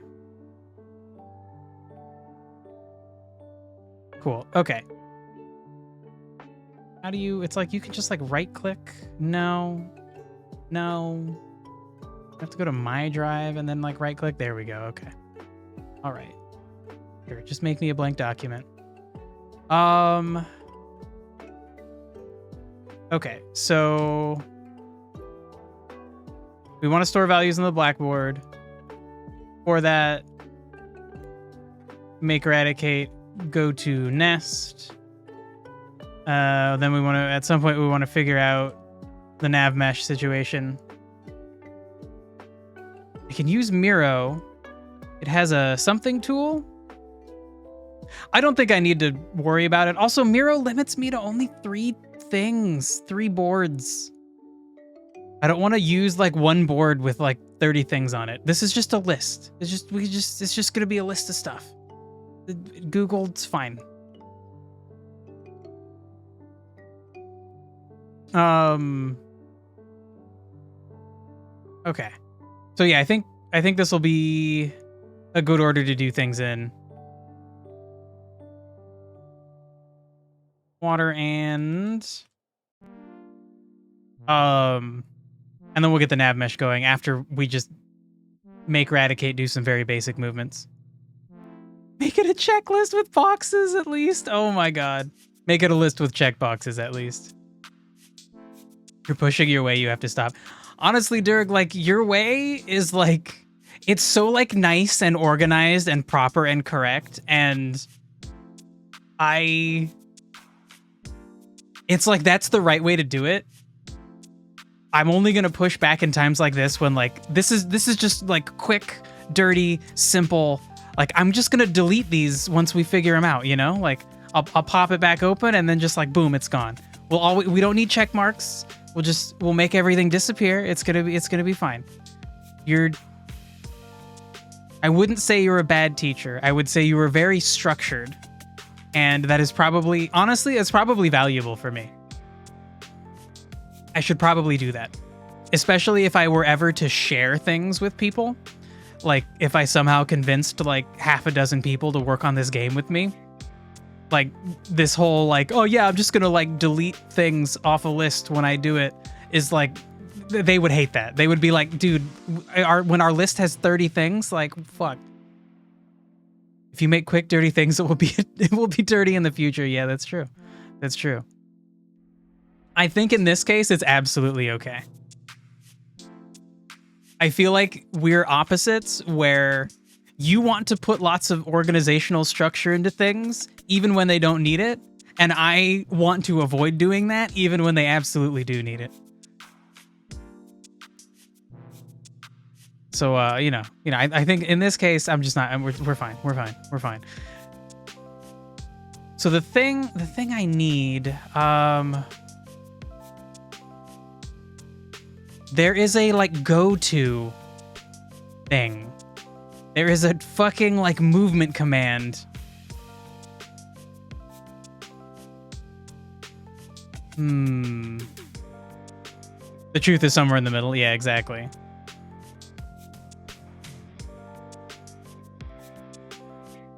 Damn it. There is some... Maybe it's move to. It might be move to. Shit. Because essentially what we want to do is we just want Radicate to move to this thing. Like that's it at some speed. And like that's totally fine. That's all he needs to do. Eventually we will have the nav mesh in place so that, like, let's say his nest was up here and he can't walk through this because he has collision, then the nav mesh will let him know, oh, I can walk around this tree and I can go up here and that's how I can get to my nest. But for now, I don't think that's actually important. For now, I just want to figure out what that function is. It might be move to. Ooh, move towards. Okay.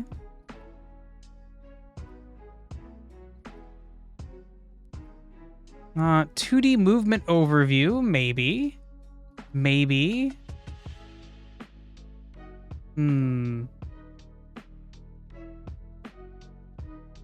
How is movement done in the example project? I don't actually remember. It might be using this.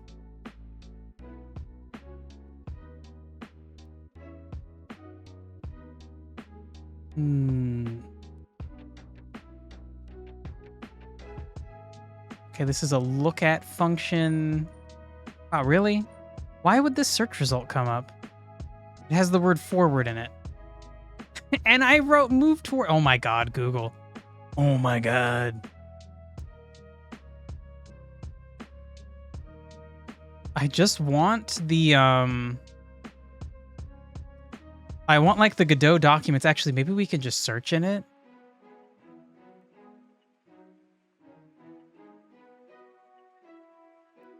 We can move. Oh my god, bro.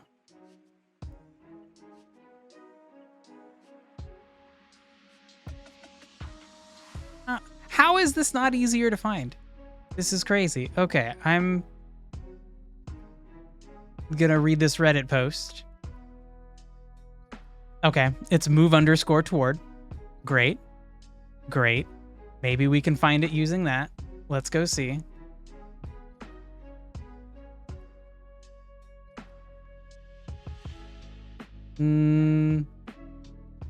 Grig. Wow, is it just like not in their documentation? Okay, great. So move toward is a vector too. That makes sense.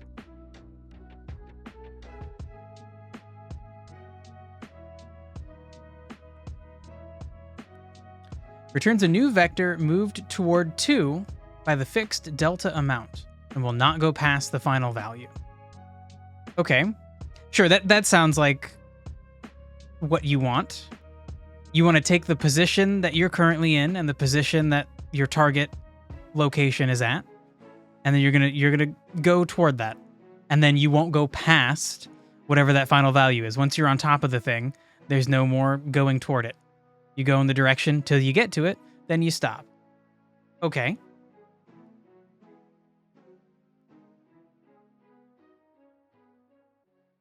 So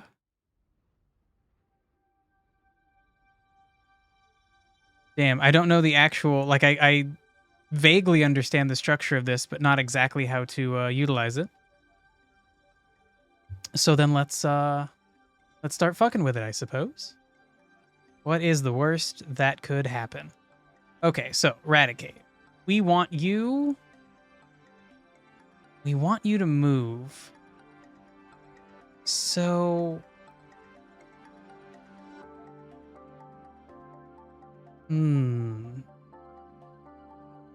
this script is part of the behave tree that is part of Radicate. So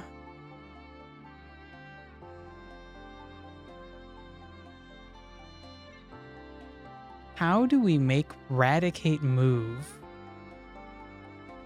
from this behavior tree?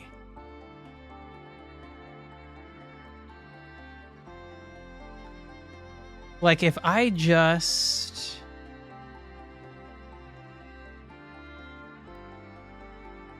Like if I were to just put move toward... No, you can't just... I can't just click on that? Wow, I have to use the mouse. Okay. Or I have to use the arrow keys.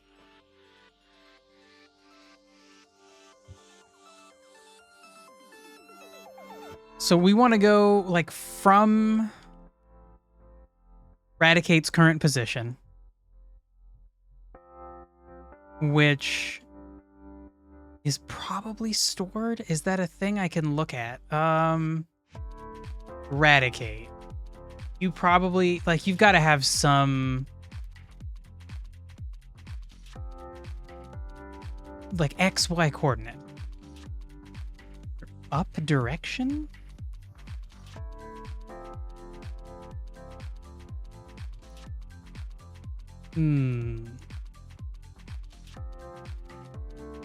Radicate, what the hell is your XY or XZ coordinates? It's probably XY. It wouldn't be in collision.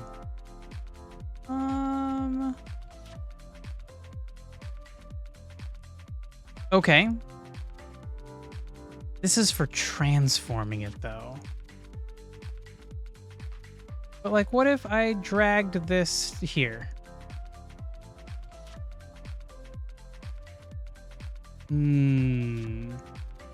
It's not gonna know that this is Radicate's position, I bet. Ooh.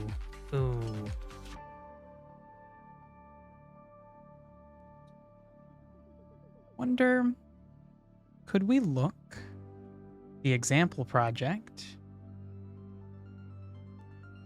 and perhaps...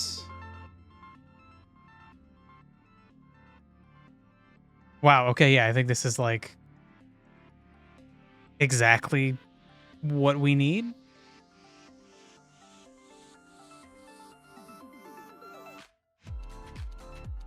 So just a quick recap. The whole point of this, just run it, demonstrate it. This guy's working during the daytime. If you change it to night, then he's like, okay, I gotta go home. And then he sleeps at home. Then you change it back to day. Oh, it's so cute. He's going back to work, and then he's working again. Okay, so then we just need to copy this idea of like when something happens, change his position, right? And so in the script, that is done as actor position X. So he's only changing the X position. We could handle these two things separately. But maybe we don't need to. Maybe we can just do actor.position. Let me see. Is that okay? It seems like that might be okay. We'll try it in the actual script that we're working on. And then we use move toward. And then we would use the actor's position. And then in this case, the target building position. But we need to change that to our like target location, our nest position. Okay. So then we need to define that somewhere. Where the hell does he define his building's position?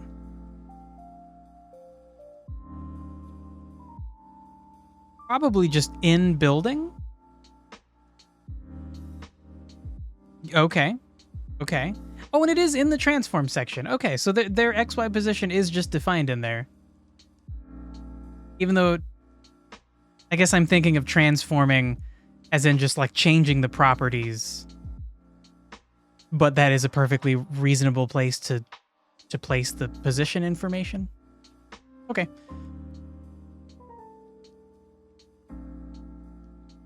Okay. So then, how do I actually do this? He has a target building. And so that is done in here. So we could just have a target rather than target building.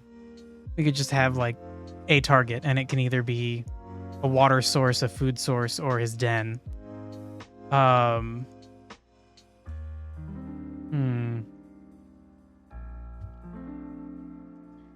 Walk to target home.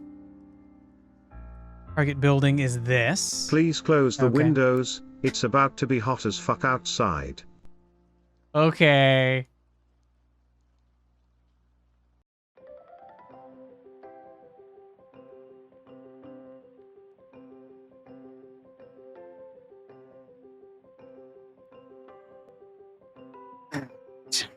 This fucking mod. Okay, so the actor itself has these things defined? He does. Okay. He has all of these things defined. Let's look at his script. Show me your script, bro. Okay. So then I think we need to do that for Eradicate, right? We need to give him some predefined things.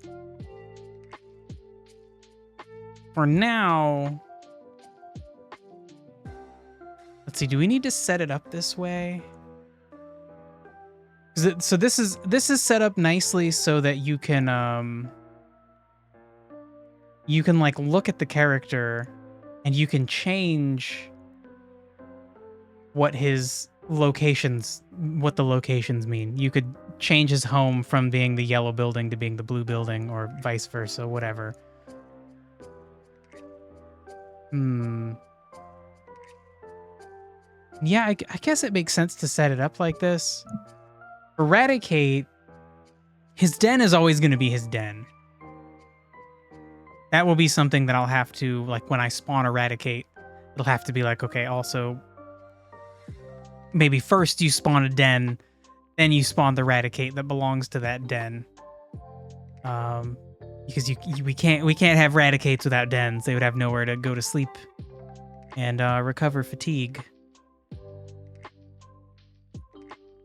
But then, for like water and food, we want to have a kind of function where the Eradicate like kind of redefines its best shot, its best location it wants to go to get water and food. So it probably does make sense to set up the water and food like this. Can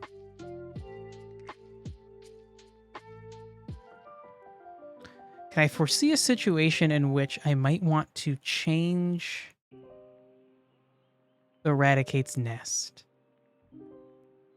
I feel like it might come up. So maybe we just structure it like this, just for the hell of it. Okay, so let's do that. We'll go back to Eradicate. And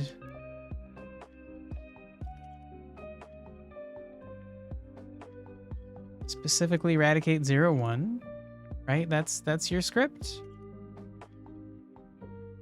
That's you? That's you. Okay. So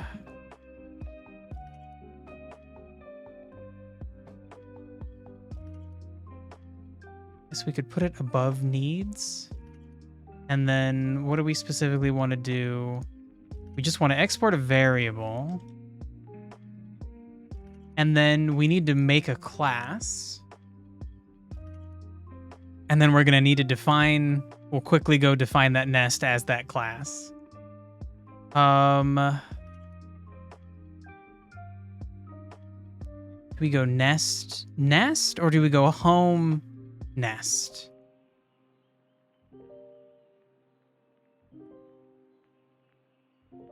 Okay. We got to think about this in the context of other creatures.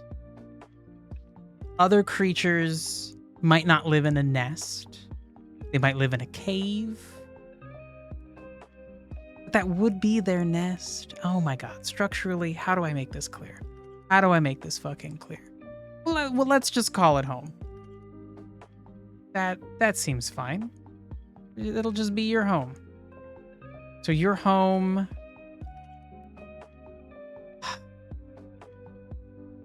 It's like I just want to call it a home. I want the class to be homes, but I don't think so.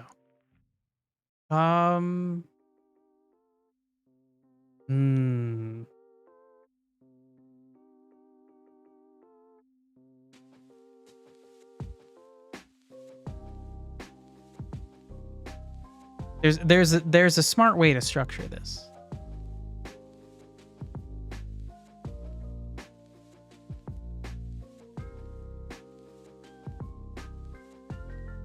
We'll just call it nest. We'll say that your home is some kind of nest. Fine. But then it's going to be mad about this until we go and find... we got to go back to our world. And then we need to find the Rattata Den. Shit, and then we need to give it a script. Okay. All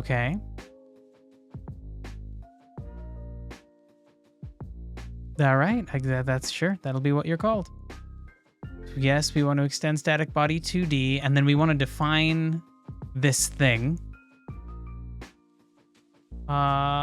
Just the same way that this is defined. So it's just class name underscore, all right. Oh shit, Snapple-Lord's got the best viewers. You want the best viewers, go to u.to/tr_9. Maybe that's an I, maybe it's an L, I don't know. All right, Snapple-Lord, eat a dick, you're a piece of shit. You're probably just a robot.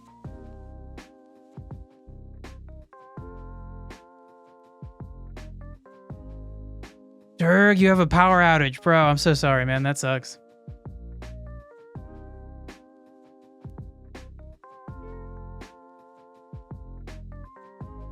Oh. Hold on. I hope you get power back soon, bro.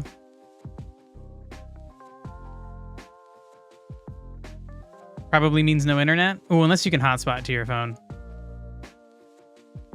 Oh, I haven't tried that with my new phone. My old phone was not so good at hotspotting for Twitch.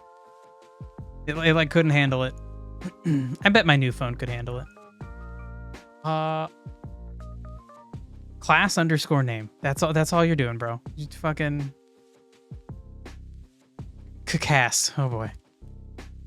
Class underscore name. You're gonna be a nest with a capital N. You use mobile 4G. Yeah, I would think that would be enough.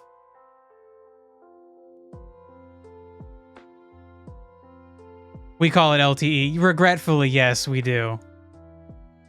Personally, I think that's stupid. I don't know why we don't just still call it 4G. Did it need to change? I don't think so. But yes, we God,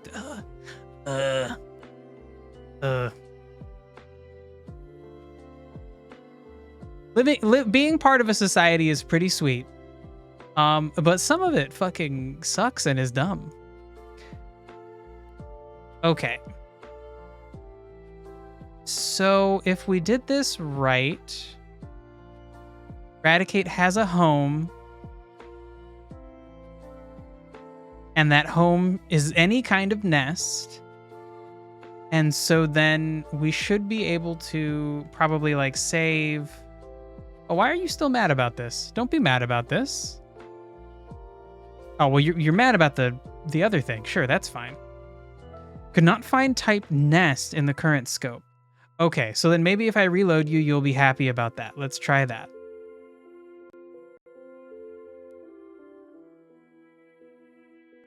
The icon says 4G. Must be nice.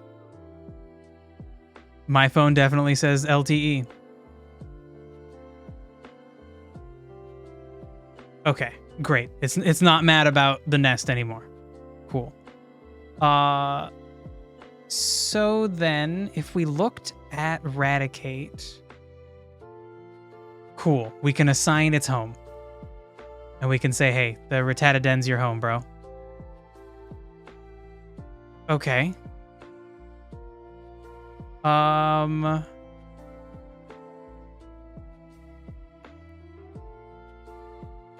What the fuck is next? Now we need to actually go back to the needs check. Okay. Okay. Eradicate. And then in here, now I think we can keep moving along with this situation. It was near the bottom. This thing. Why do I have this weird little preview here? Do I need that? Oh well, whatever. I don't remember that being there. It's distracting. Okay, so then the question is, can we just do actor position? Will that actually just work? I'm gonna just copy this whole thing.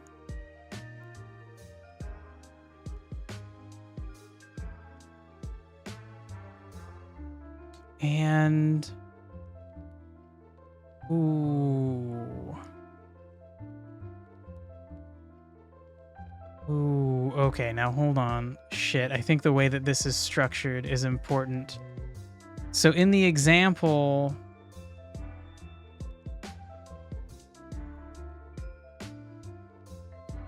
right, we need to actually make it move. We do, and we don't want to put it. We don't want to put it in here. So we don't want this. What we want this to do, which shit, maybe I should reopen. You know, yeah, I should have Miro open. What the?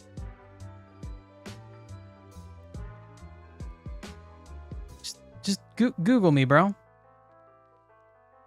Okay. I don't think it was the lore board. It might just be the visual table. Let's see. Somewhere is our little... Yeah, here we go. Okay. So what we're doing is at the very top, starts here, and it goes to the left because our whole goal is to satisfy Radicate's needs. Lore board, poor lore. Whoa. Whoa. The lore board is fascinating. Don't hit me with a rude spoonerism about my lore board, bro. So we're checking our needs, and the way that this works is this thing is going to try to, because it's a sequence, it will try to do everything in order until it fails. If it fails, then we go all the way back to the start at the next frame, and then we start over again. So what we want to do is, if the needs are... Actually, no. If this fails, it goes back up here as a fail. And then we go over to wants. We don't have any needs. We fulfill our wants. But our goal here is to work on needs. So once a need is above 50, then we move over to the needs selector, and it's got to select the right need to do. It's going to start with fatigue. And in here is where we actually need the go-to action. You were trying to be rude. You're bad. I know. You should reevaluate your humor. You're fine. You were technically being rude, but it was obviously a joke. So, you know, probably doesn't really actually count as being rude. You're fine. Exactly. You're fine. So in the long run, here's where the action goes. It goes buried down after so many things have happened. After checking to see if needs are above 50, they are. Then going into the needs selector, then starting at the fatigue sequence, then seeing, is fatigue above 50? Yes. Is fatigue greater than hunger? Yes. Is it greater than thirst? Yes. Okay. Now we need to see, are we already at our nest? No. Then we need to go to the nest. This is where the action actually goes. So I guess it makes sense to try and actually build that out.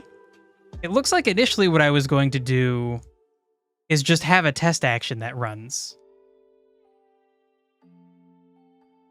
Now, I don't know if that's really the right choice. I think it might make more sense to actually build out this whole thing.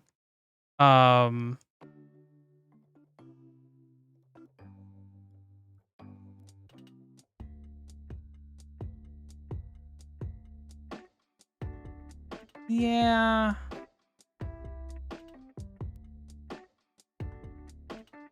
Because then right now, because this is a sequence, it would try to do all of them. No, I guess we're okay to try and have this test action. And then all we would have to do in the future is replace the test action, take test action, and make it the go to nest action. Okay, fine. So then, oh god, okay, so we're at that fucking point of the thing. I have to redo that thing that I screwed up earlier. I need to change this script. So let's just attach a script. Tased action.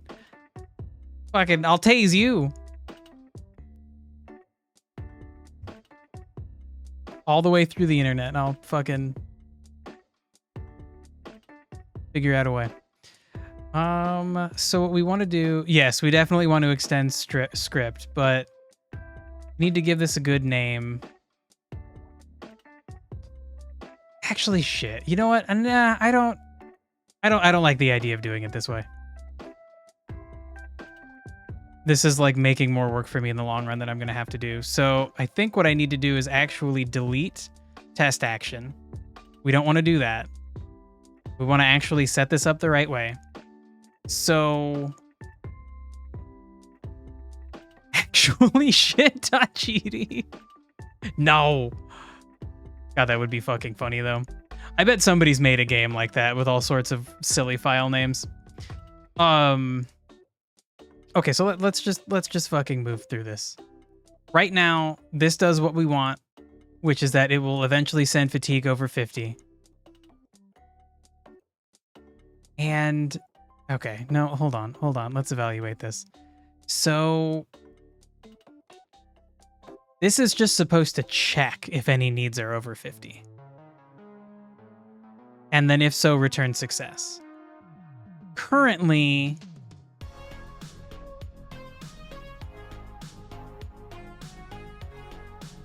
I guess currently that is what it's doing. Okay.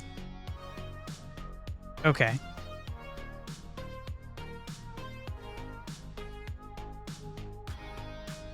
Fine then. So then, if that's successful, it goes on to the needs selector. And I don't think the needs selector needs any special script because it just functions like completely normal. It's just doing exactly what a default selector would do, which is that it's going to try to do one of these things successfully. It's going to start on the left, and we need to send it back a success if we succeed at this. Which for now, that's going to be our only goal, is to make this succeed. And the way that this succeeds is by trying to go through all of these.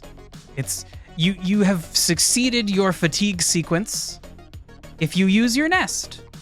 And that makes sense. You're tired, so you do your fatigue sequence, and the way that you get untired is you go take a little sleepy sleep. Makes perfect sense. So then the fatigue sequence also gets to keep its default script. We're not changing anything about it. Now, finally, when we get into the fatigue check, this is where we need to actually change things.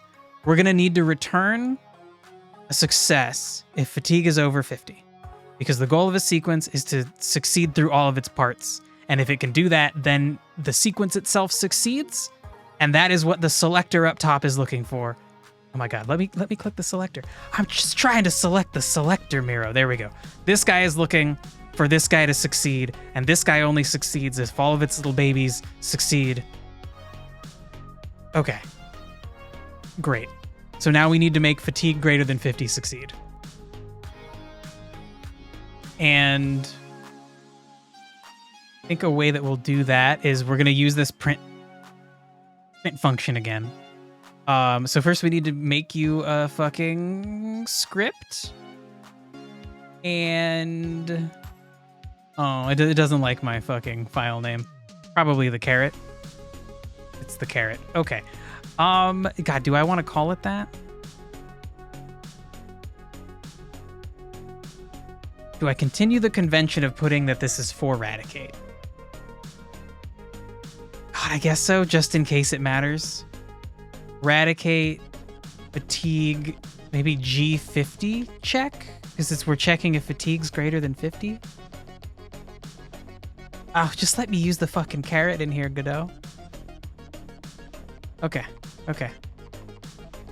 That's what we're gonna do. That's what we're gonna call it. All right. Oh, the fatigue sequence is mad now. Yeah, I know. I'm gonna do that. Good, thank you for warning me. Okay, so... Shit, what were you before? Because we want to extend whatever that was. You were this thing. You were condition.gd. And condition.gd just says extends condition leaf, because it says class name condition leaf, but we just want to extend this. Okay, so then if we go to where are you alphabetized? You're alphabetized. Okay. So we don't want to extend node. We want to extend condition leaf. Does that please you? No. All children of this node should inherit from behave node class. Well, if I extend condition leaf, aren't you going to inherit that info? Isn't that okay? Uh-oh.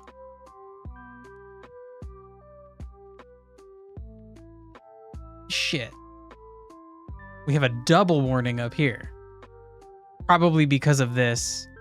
And then I guess because of this?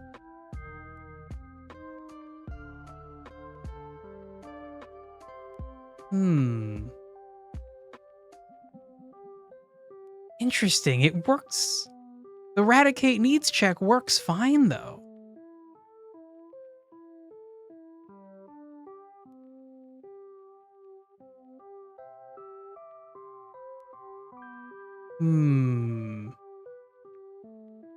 Son of a bitch. And I think maybe we can know we're on the right track when like if we look at this guy's situation, all of his icons are like special behave icons. That is not the case for my icons. This is just a regular node. So that's probably not good. That's probably not good that is that symbol. I should definitely try to figure that out.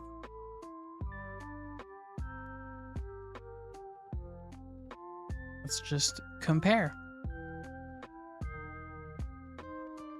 Man, it's like I don't get it. It just says extends action leaf.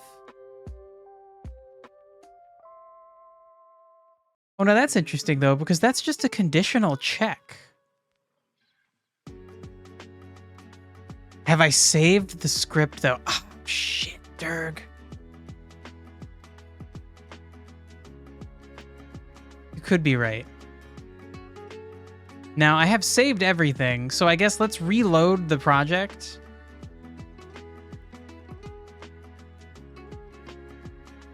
Yes, save it. Save it, bro.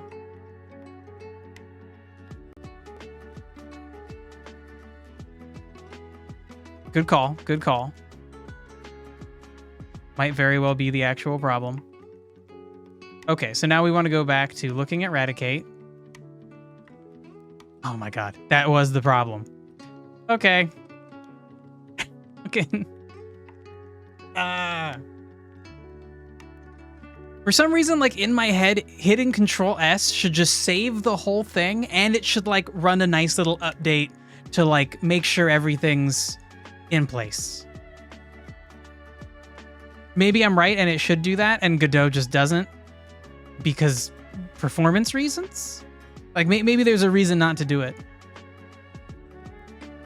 Like it would be, I guess, kind of annoying to reload the whole project every single time, and maybe that's the only way to actually have this work right, but I don't know. Shit. Okay, so then we're good still. We're fine. So we need to go back to looking at the eradicate fatigue 50 check. We're now extending a condition leaf, so that should be fine. Then what? So what we specifically want to do with this one is, I guess actually, we essentially just want, we want this. Because so eventually, right now we're looking at the needs check. Eventually this is going to check all of them. And the goal will be, if any of them are above 50, send them on down to try and go through the fatigue sequence, the hunger sequence, or the thirst sequence. For now, because we've only brought fatigue into this, this can just be, maybe just like fully copied?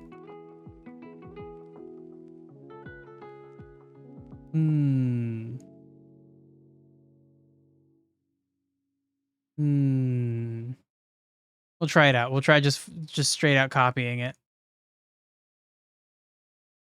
So then every tick. Okay. Okay, right, of course, because you don't actually have fatigue. Okay, you know what? It's time to do the Blackboard thing.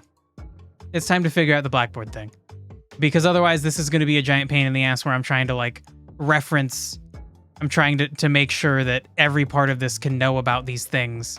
But I'm trying to make it so that every single node of the behavior tree will know about the integers, fatigue and thirst and hunger. And the way to fucking do that will be with the Blackboard. So fine. Let's back it up.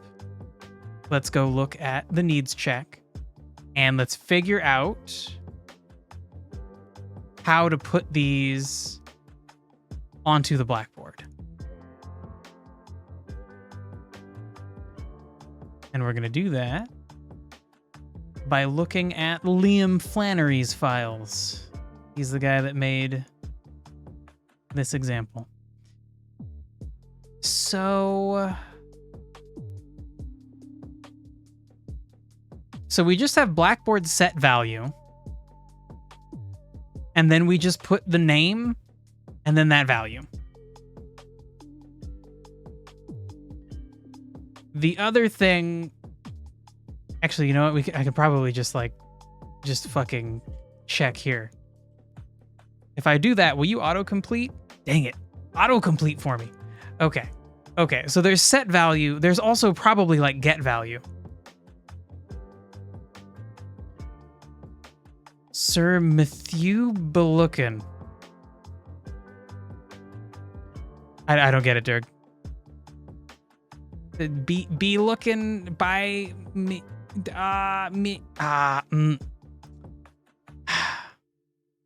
I'm old. I'm a fucking boomer. Wish this would autocomplete. Let me... Okay, by looking, sure. The Matthew part, I'm lost on. Let me see if behave has a list of functions. And then actually, the thing I'm specifically, it was like Blackboard dot set value. So let's look for that. Damn it.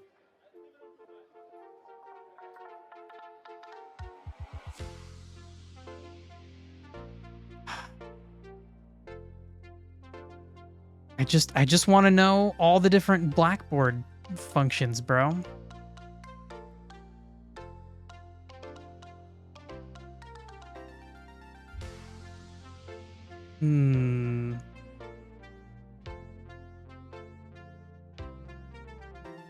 Okay, you know what? We probably need like behave Godot.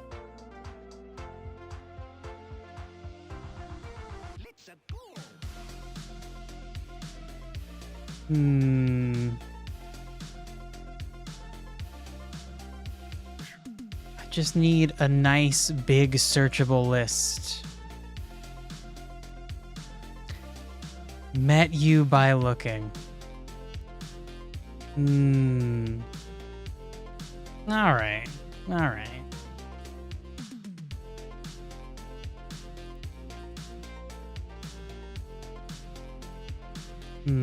Okay, these are examples. Damn. Isn't there built-in documentation? Ooh, there might be. I don't know how I would look for... I don't know actually how I would look for similar things. Like, I know you can look up what something specifically means.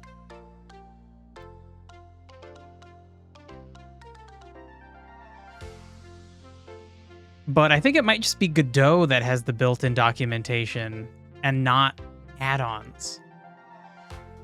I don't know, though.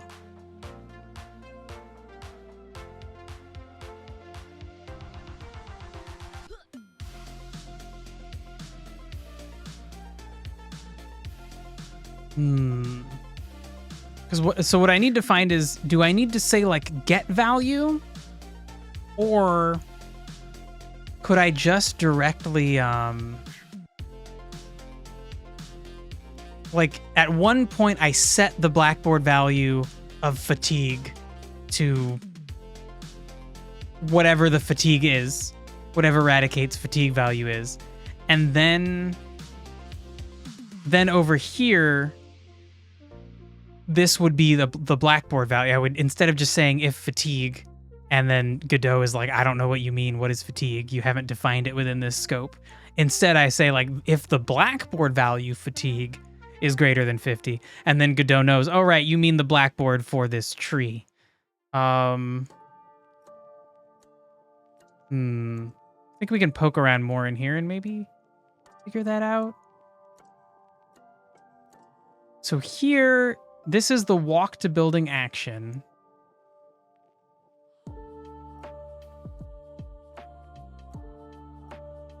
If the actor is in range of target building's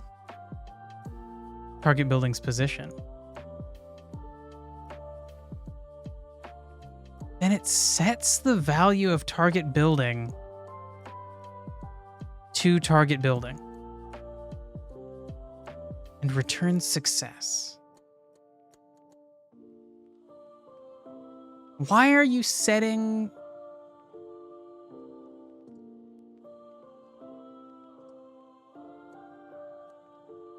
Why are you setting it there? I get the idea for this action is you're not at the building you want to be at.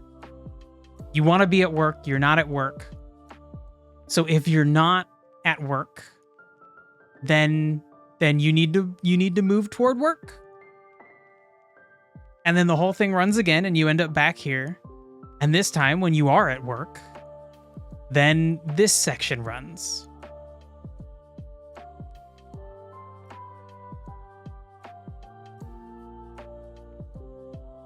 Actually, I guess it's this entire section. Why are you setting this value here? I don't fucking understand that shit. All right, let's look through all these.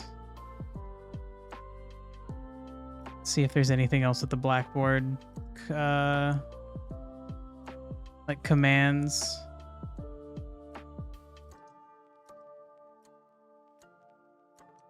Okay, this is just the regular built-in Godot node.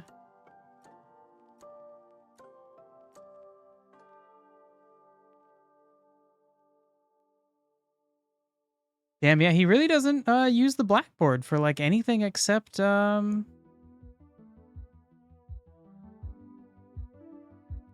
like target building. I guess that makes sense. This is a very simple example.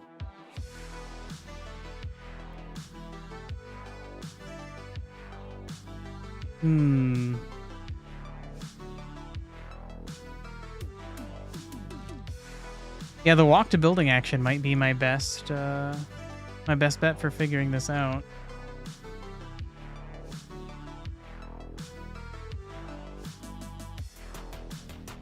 Why do that though?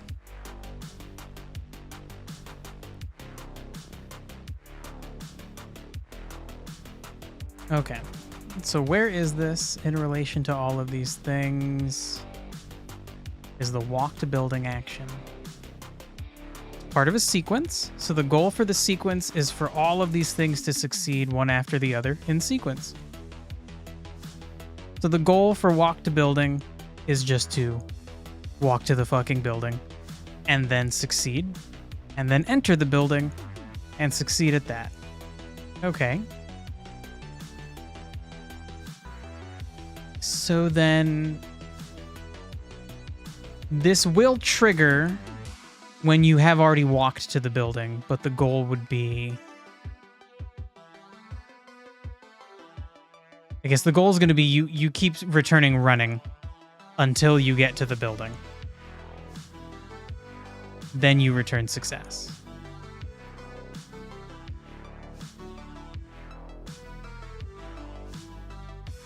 So then what is going on here? Your target building is set as some building.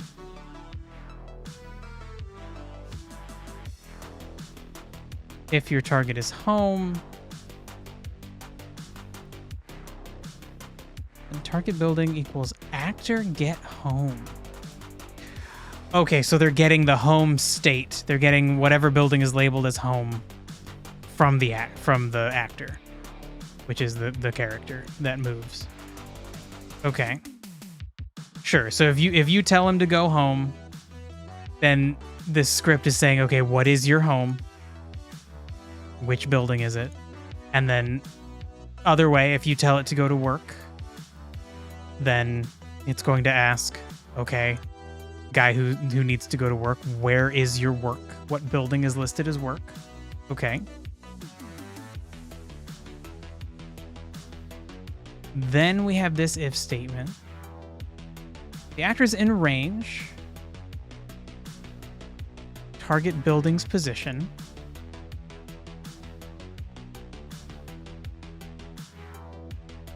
So that's if like if you're there, essentially.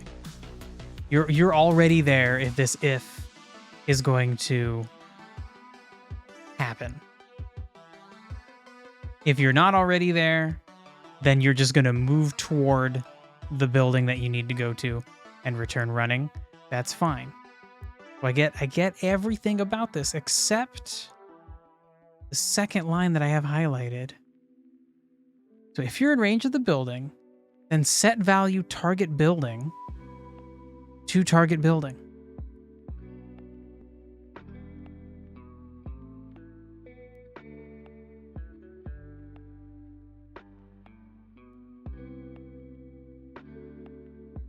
Why do you do that there? Shouldn't you just be doing that earlier? Well, actually, I guess you are doing it. If you're trying to go home, you set target building to home. If you're trying to go to work, you set target building to work.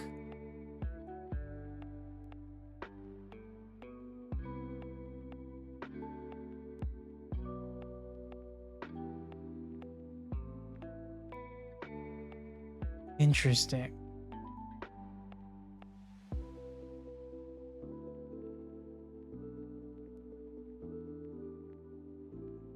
So why specifically you're putting it on the blackboard right here? You're only putting it on the blackboard once you're in range of it. Okay. Okay, maybe that makes sense. You're kind of stuck inside of this. You're stuck with this same exact node running over and over until you get to the building you want to get to. And at that point, you're going to need to go to a new node that's going to put you inside the building. And at that fucking point, you need that information to be available to a different node, so you put it on the blackboard.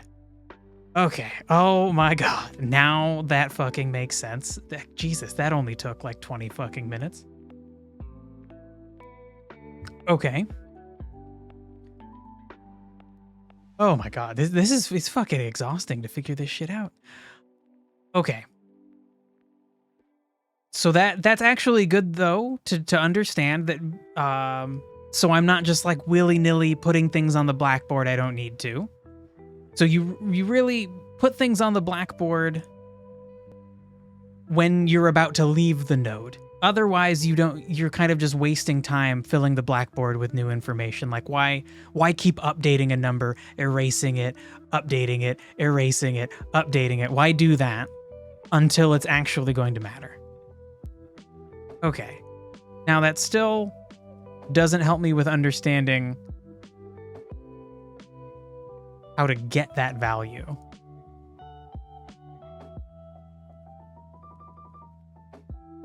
But now I understand what to do as far as setting it. So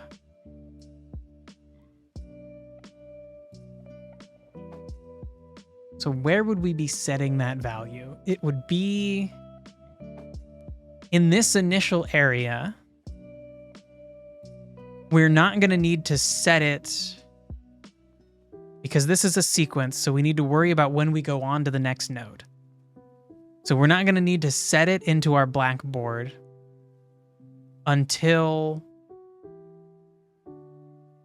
we succeed. Is that true? Hold on, let's go back and look at Miro. Okay, so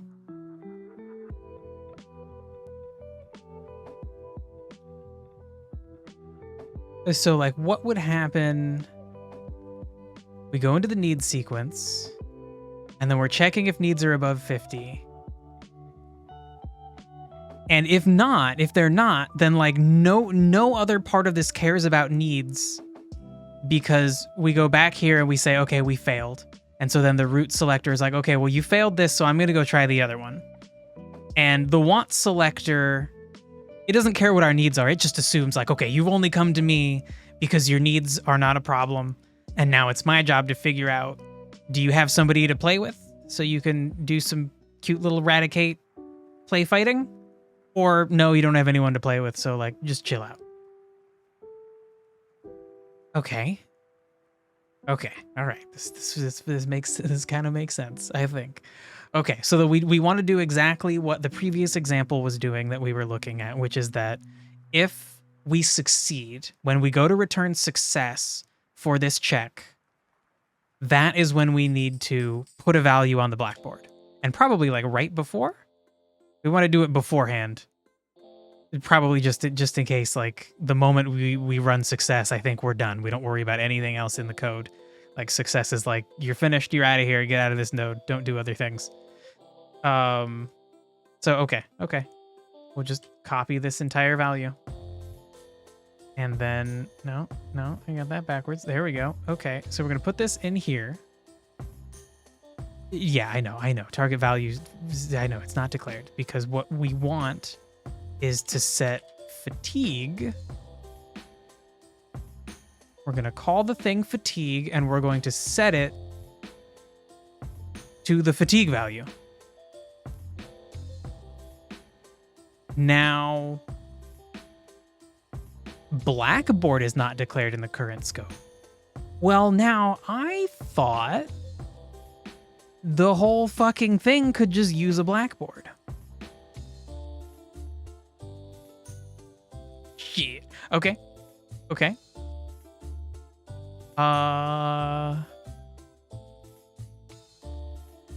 Interesting. Back to the other example then. Is there something up here?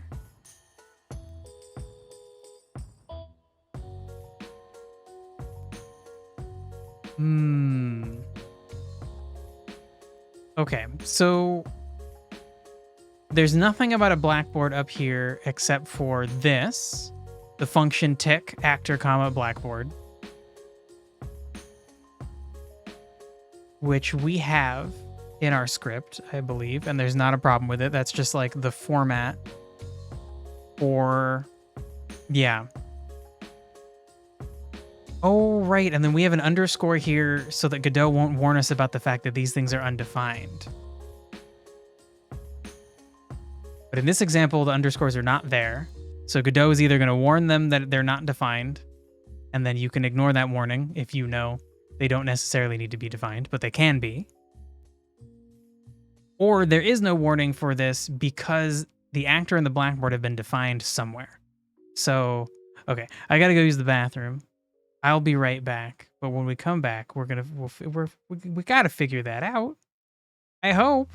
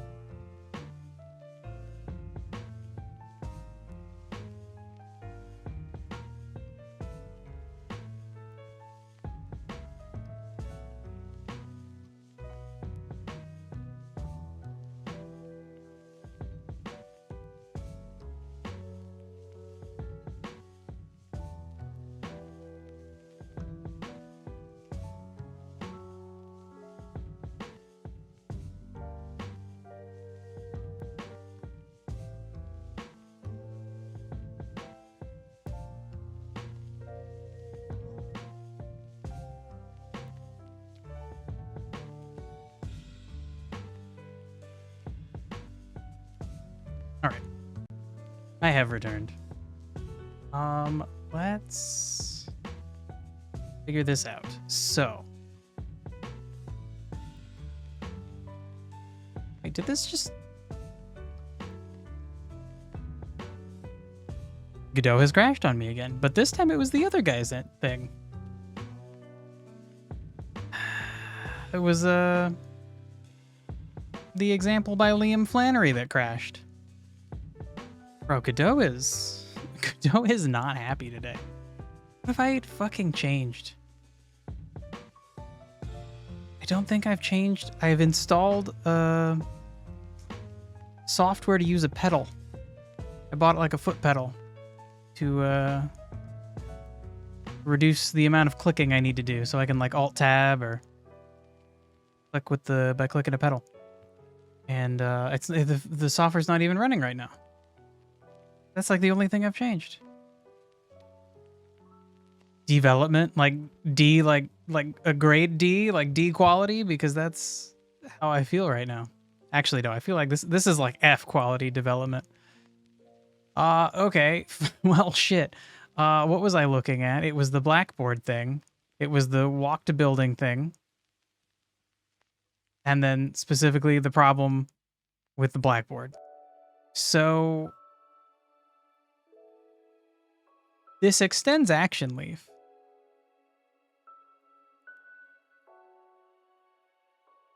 Pedal, yeah, like a foot pedal. Always wanted a pedal controller.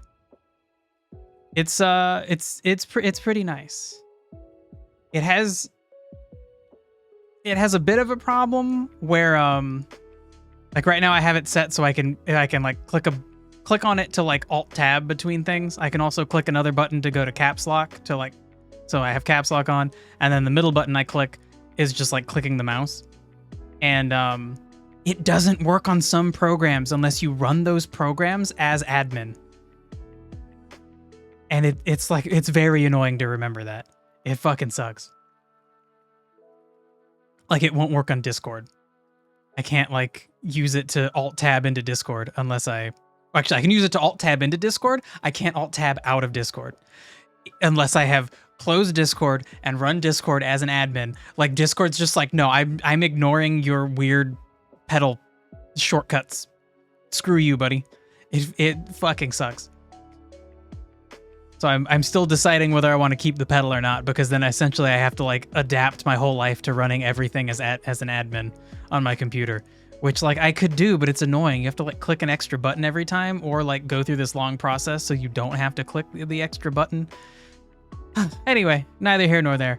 That's the only thing I've actually changed, and I don't think that should be causing this thing to crash, because like I said, it's not even running. So I have no fucking idea what Godot's problem is right now.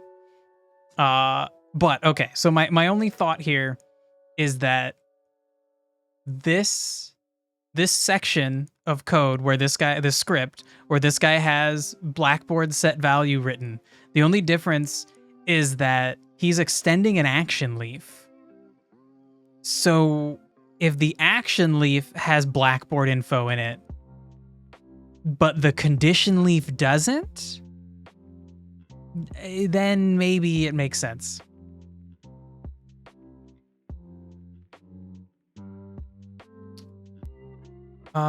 So then I need to look at like the action leaf script. Well, I guess we'll just go do that. It's a node, it's a leaf, action. It extends leaf.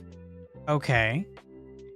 But now if we go back to leaf, the condition node should also be extending leaf. So that would mean anything that's in leaf is shared by both the action node and the condition node. So if we found our answer in here, that wouldn't explain why it doesn't work for me. Because we are extending this thing.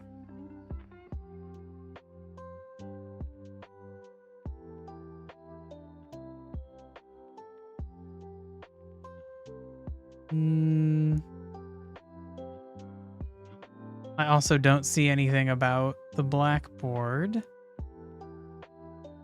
Shit, dude. All right. Maybe let's just try like Godot, behave. Not hot. Wow. How to use blackboard? Ah.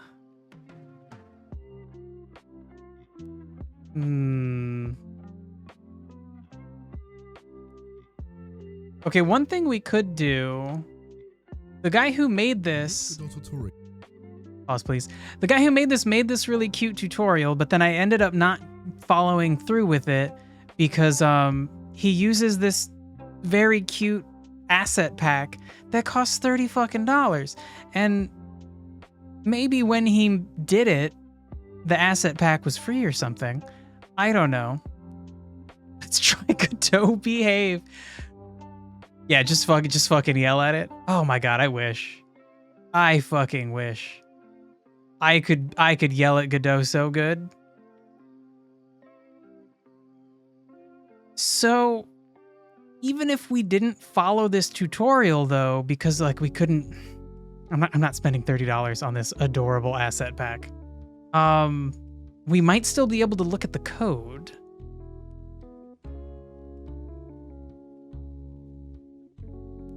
But if I remember right, he kind of just like blazes through things at like lightning speed. And I don't know if he explains things well.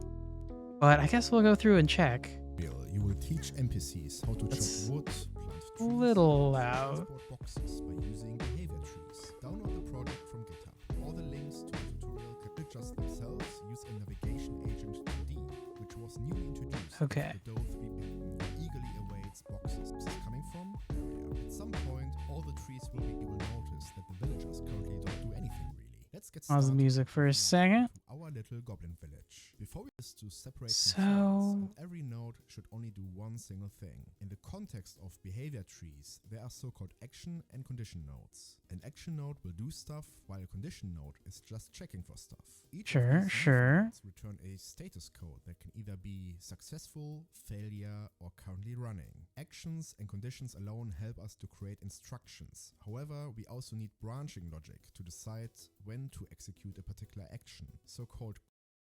All right, bro. I just need like show me the AI for the trader, sure.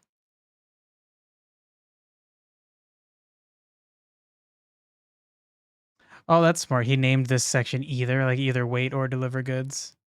That's a smart term for that kind of node.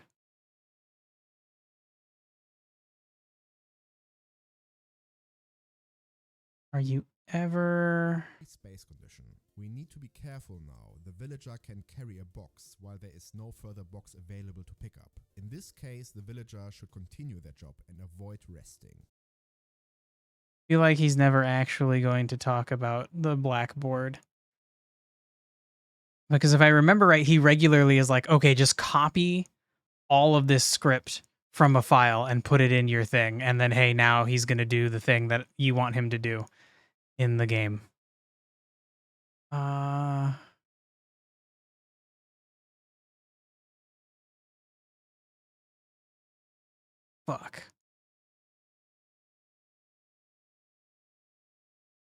Fuck, bro. I don't know how your damn blackboard works, man. Shit, yeah, let me run that.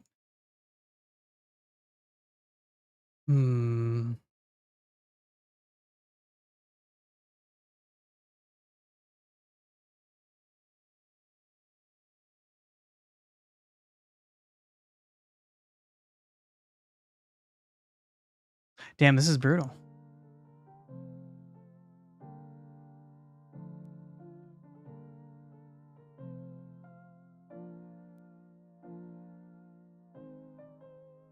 Okay, so maybe one of those videos has the answer. I would assume that this page, the GitHub page for Behave, has the answer.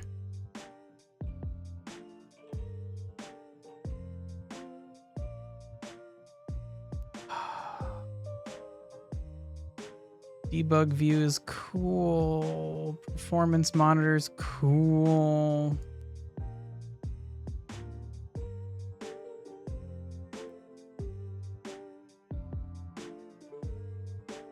Your annoying tutorial.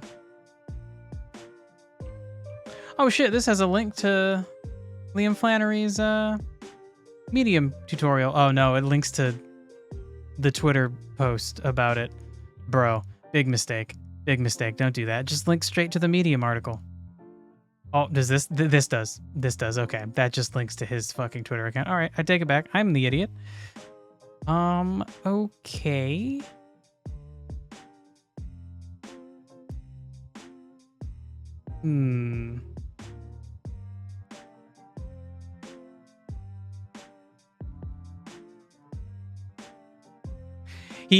Dirk, what I meant is that when he wrote Liam Flannery's name, he just linked directly to Liam Flannery's, oh my god, I mean the X. No, I'm gonna call it Twitter, because calling something someone's X page sounds so stupid. And it also just feels like indulging Elon Musk in his absolute buffoonery. Ugh. Man, that guy could have been cool. He could have been so cool.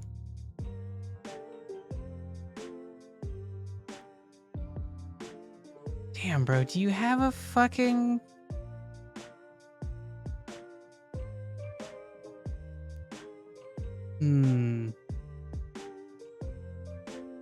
Okay, hold on. Does it just have a fucking readme? Go into add-ons, you go and look at behave. Or is the readme just like this section? It is labeled readme on here. Is that what he means? That he added something to the readme? Oh, fuck, I think it is. Okay. I think that's what he means. Yep. Yep. Okay. That's super lame. Fuck, man. I don't know how to figure this out then.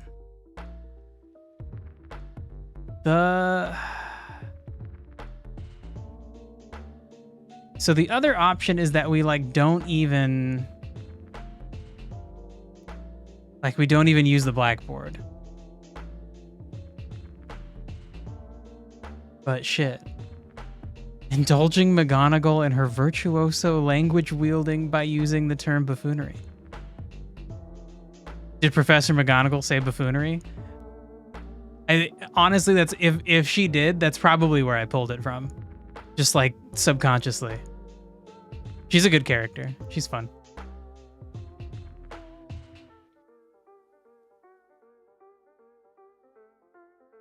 I don't know if she has any good character development, but I like her.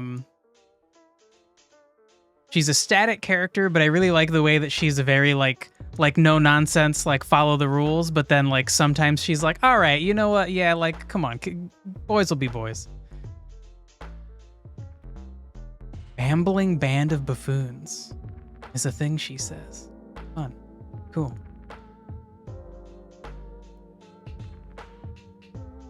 Okay, so that's neither here nor there. God, what the fuck do I do, bro? Blackboard not declared.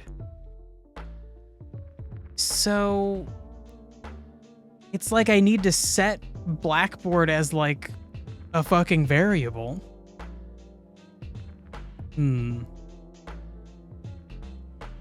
She said that either in the second book or the first. Or film, yeah, sure. Wonder how close the dialogue is between the books and the film. I'm sure there are some lines that are like exactly the same, but probably not all of them.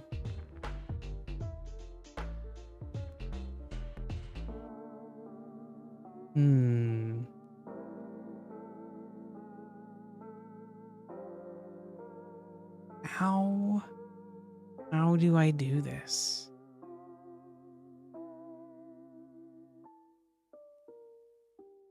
God, there has to be information about how how to use the blackboard. Like, maybe I just need to,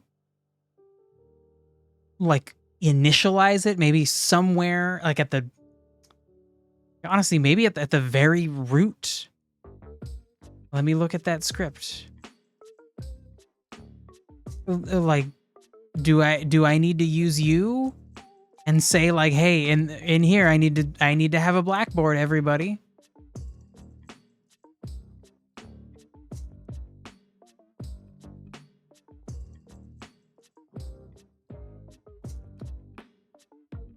Okay, there's information about the blackboard here. Dumbledore in the fourth film is hysterical, but in the book, he's emotionally mature. Dumbledore does get a little crazy in the films, but I don't remember the books that well. I read them so long ago.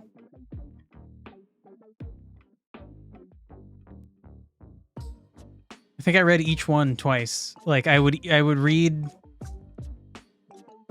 reread the previous one when the next one was going to come out. And that, I felt like I had a good grasp on the story as I went through it. But holy shit, I have forgotten like everything about Harry Potter. Doesn't help that J.K. Rowling kind of sucks now.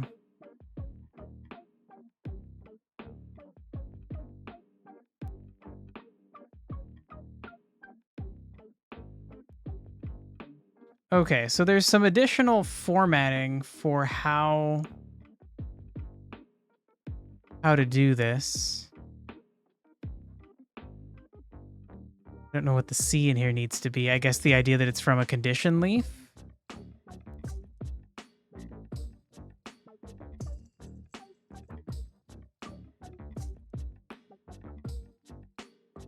Ah.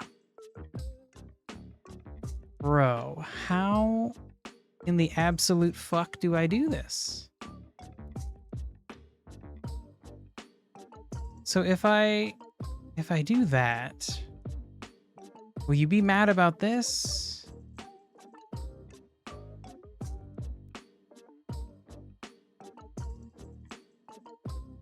Wait, are you not mad about Blackboard anymore? Because I took away the underscore? No.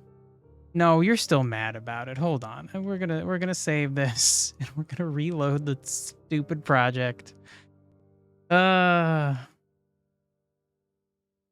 we figure out the thing, everything will be just easier.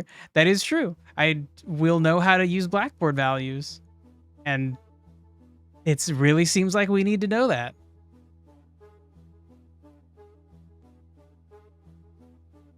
Parse error. Oh, yeah?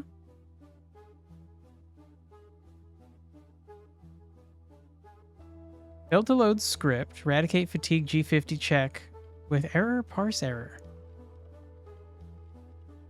Why?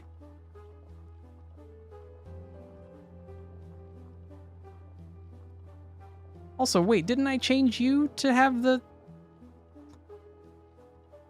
Shit. Was it the needs check? The needs check is where I took out the underscores. Okay.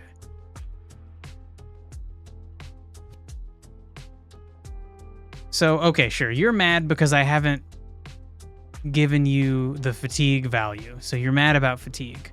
For sure. For sure, my guy.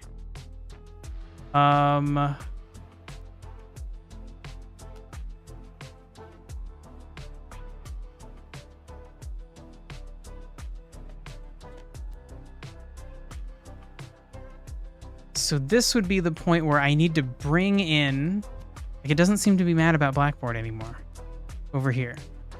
So then maybe we can successfully set fatigue on the Blackboard as whatever value fatigue is here. Sure. Now, how do I get it? So what if up here we could just define fatigue locally the way we did here.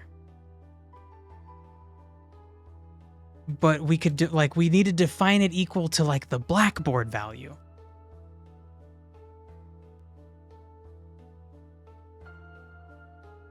But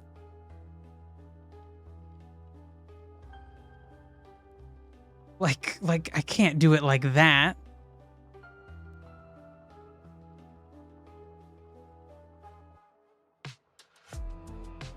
And maybe I can do what I want, where instead of set value, it's get value. I don't think so, though. You'll Google the blackboard? Bro, good luck.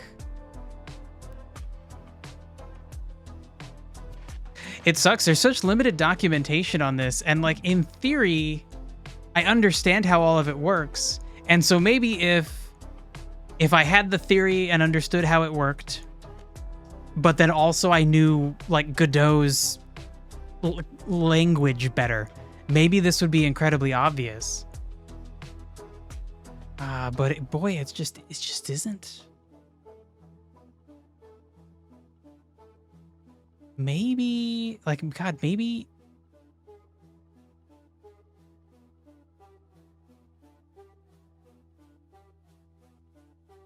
Okay. So what if? Hold on. Let's leave it like that. So let's just set fatigue as a variable. And then what if we just write down here, like, okay, get the fatigue value from the blackboard and set it as the fatigue value on this page. You're not happy about that. What's wrong? Unexpected identifier in class body.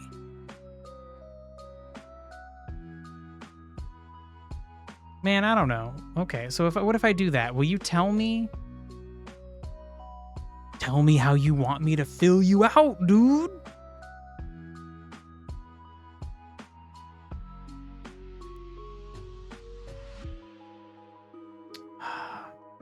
It'd be so cool if, like, there was code that a code that was like an AI that could interpret my dumbassery.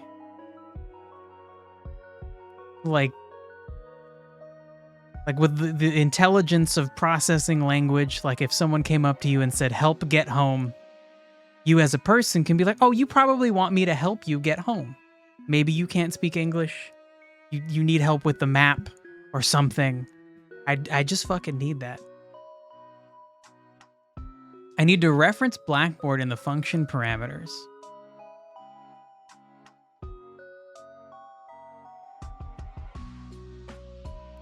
Okay, that is done down here. So down here, if I try to get a value, will it let me?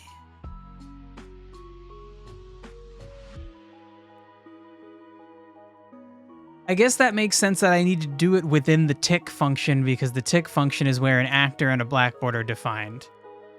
I can call blackboard only there. Okay. Maybe we're getting somewhere here.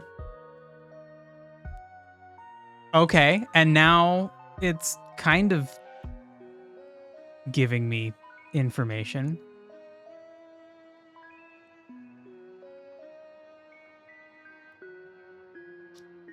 Yeah, no, I do not fucking understand this. Key : variant, comma, default underscore value : variant. Oh boy. You know what? I'm just gonna try that. Is it mad at me? It's not mad at me.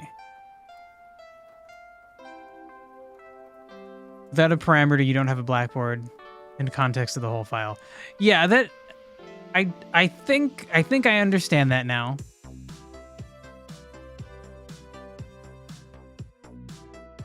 I kind of wish it didn't work that way. It's only in the function, yeah, for sure. So now...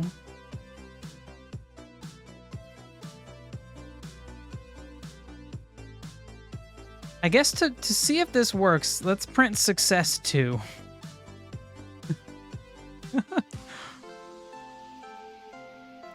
Right, because the idea is going to be we're just going to run this, and then if we see success 2, then we'll be good. And I think... Shoot, I think actually, though, I took out the thing in here where I was increasing fatigue by 5. Shit. Okay.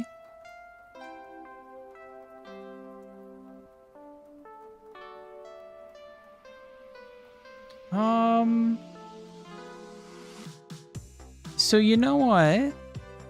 Instead of worrying about that, I think what I'm going to do is just set the initial value of fatigue. But we can do that in eradicate, right?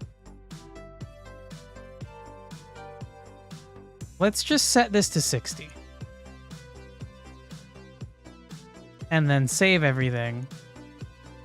And then I feel like this is not going to work. But if we run this and we get success 2. Oh shit, I should probably reload everything. Okay. Shit. Let's reload the project just in case. Better do it with instance. I don't fucking know what that means.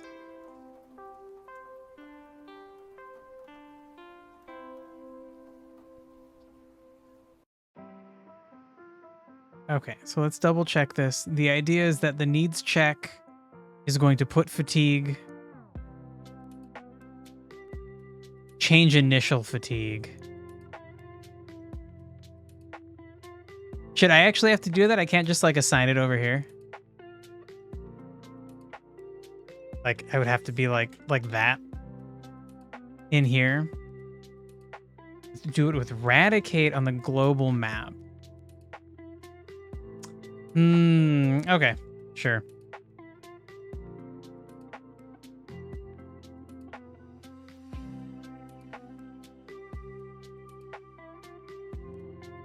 No, not you. I need to look at you and then you.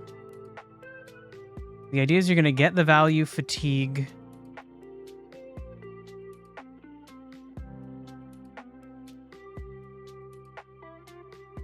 If your instance has an override, it will take the override. Okay, so then essentially we should probably take that out.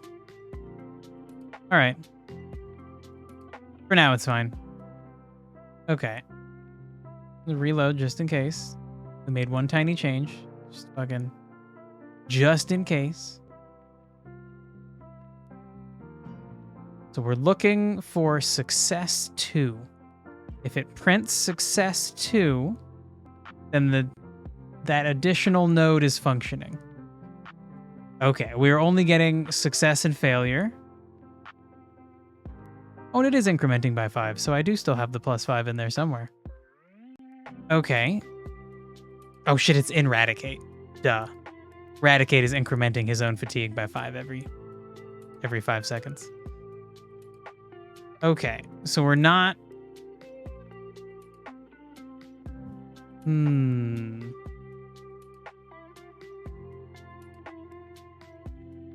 We're not getting through this the way that I want.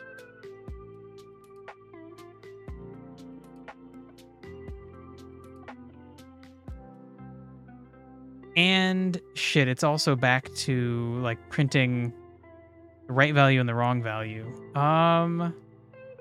Okay, so do I need this in here? Will you get mad at me if I... Yes, okay. So I do need to define fatigue as a variable within this condition node. Fine. Fine.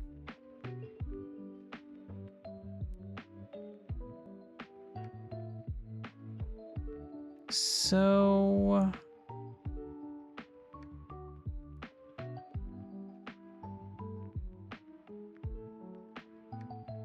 We're starting you above 50. You shouldn't be printing failure, but you were printing failure, weren't you?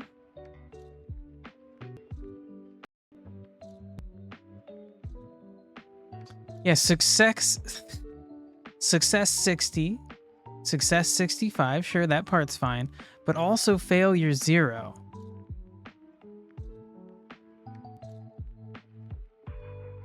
Now, is that because of you?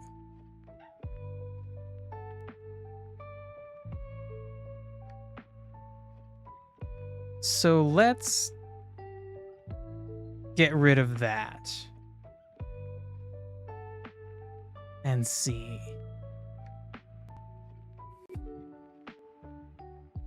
No, it's not because of you.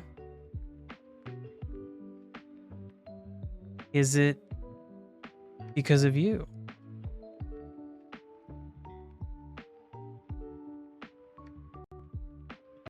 So maybe I have to reload. It is because of you. Interesting. So why? I swear it wasn't doing this like a moment ago.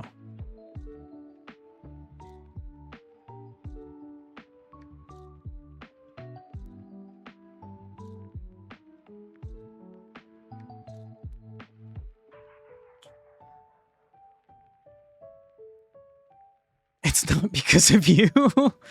In this case, you are correct, Dirk. And obviously in every case, actually, because all you can do is give me advice. I'm the one who fucking pulls the trigger on you're normally helpful, but sometimes maybe not so helpful advice. I still think earlier it was absolutely me fucking things up, and it wasn't at all because of what you told me to do. Okay, so what is the deal? Why do you keep thinking that your fatigue is 0 sometimes? You stopped doing it for a little bit, Eradicate. You fucking stopped.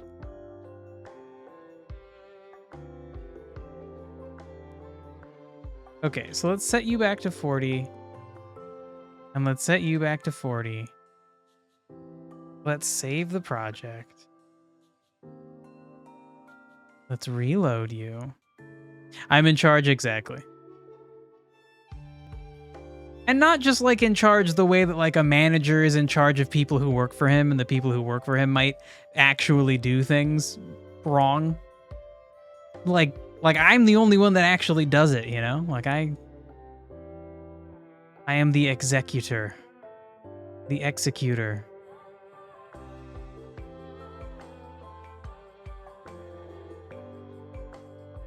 All right. Are we still printing? Right, it's going to take a second because it's got to go up over 40, but you should be printing failure if you're not above 40. Hold on. Oh my god, what have I done? Okay, it's inside of you. Right, I took out the part where you're printing failure. Shit. Shit, okay.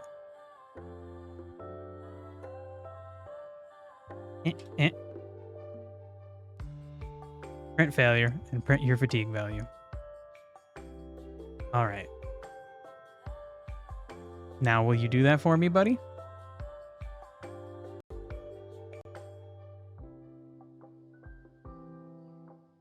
Okay.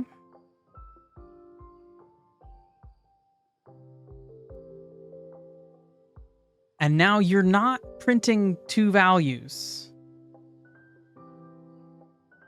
But once we hit success, we're printing 2 values. We're printing success and failure. I swear this stopped being a problem, and now it's a problem again. Holy shit. Okay. All right. What did I fucking do?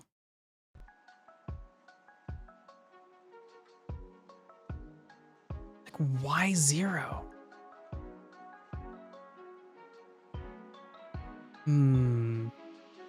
Is it just like thinking fatigue is 0 again? I don't even actually know why it would do that. Durg has said, oh, maybe he knows.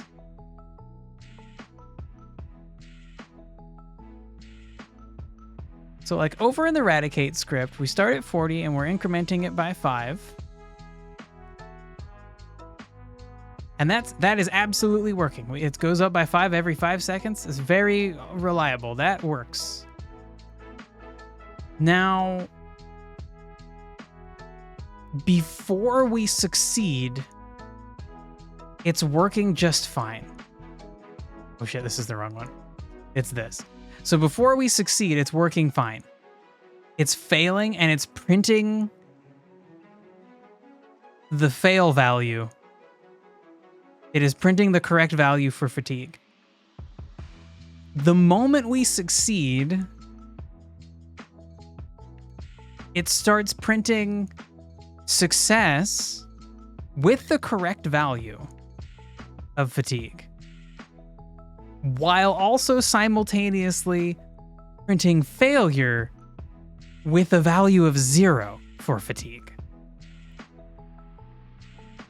I cannot for the life of me understand why it's doing that. Just in case this has something to do with it, let's take this out.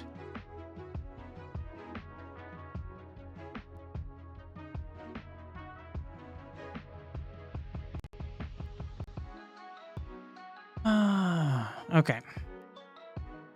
Back to printing only the correct value when we're under 50. Under 55, actually. Maybe we need to put failure and else. Yeah, maybe. Okay, well now hold on. So that got rid of it. Now we're fine. So it was actually...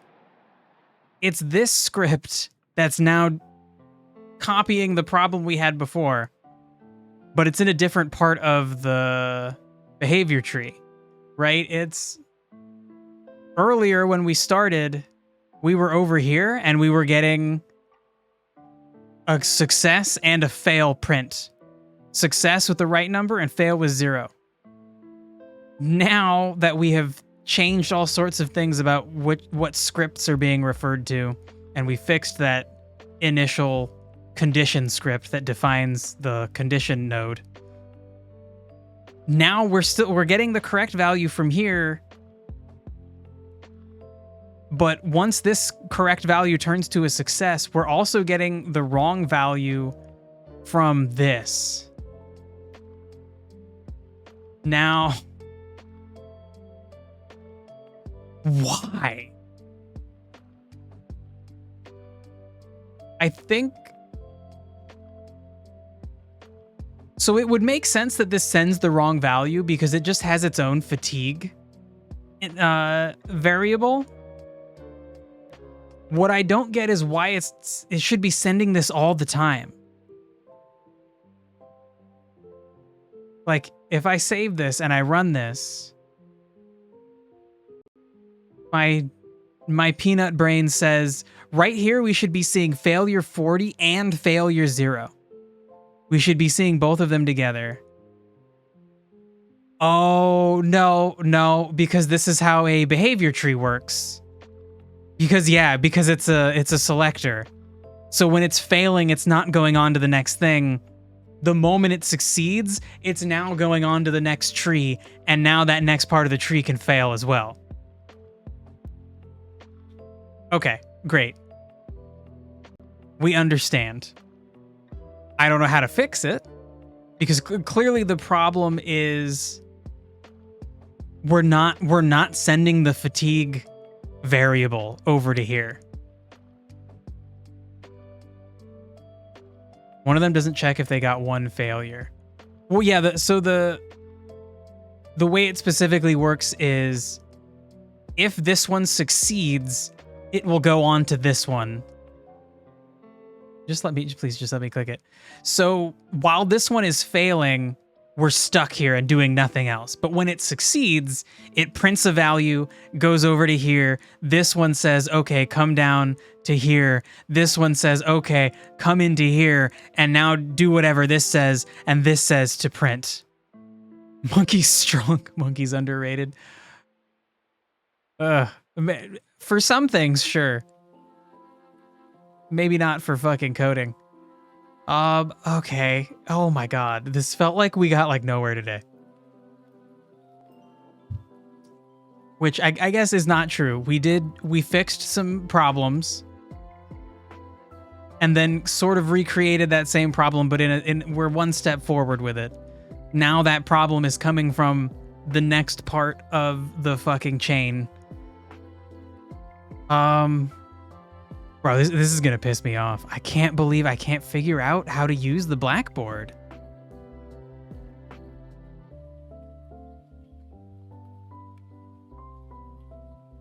Like, setting the value seems to make sense, and I would guess that this part's correct. That we are correctly setting a value on the blackboard called fatigue, and we're setting it equal to this value. We've repaired the project and file collision? Sure, yeah. We did some repairing. 20 minutes of repairing that took us like 2 hours because we didn't understand what the fuck was going on. But this part right here I feel like is wrong. I don't feel like the get value thing is entered correctly. Especially because when you go to actually like type something in. Well, shit, before it had like a format that it was like, type it in like this. This.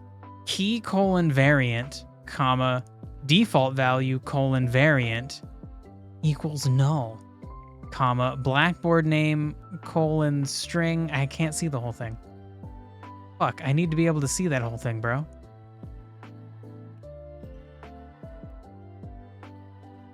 I need to see it. I can't scroll over. Ooh, we could zoom out. We could make it tiny.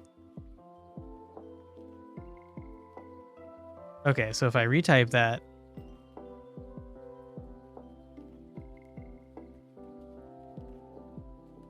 Void get value.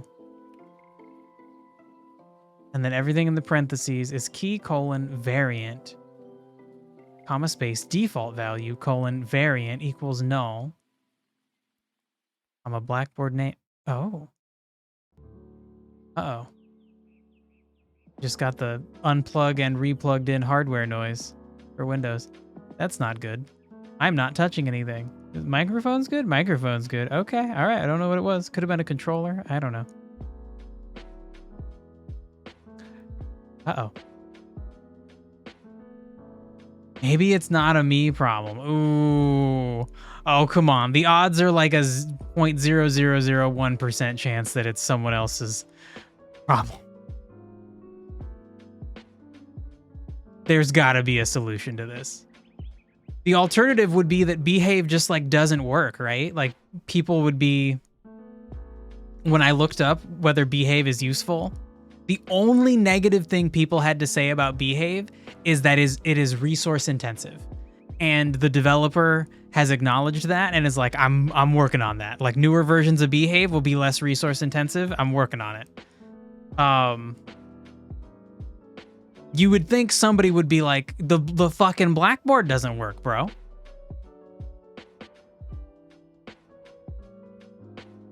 Well, I think it's either that I don't understand this structure of how to put things in.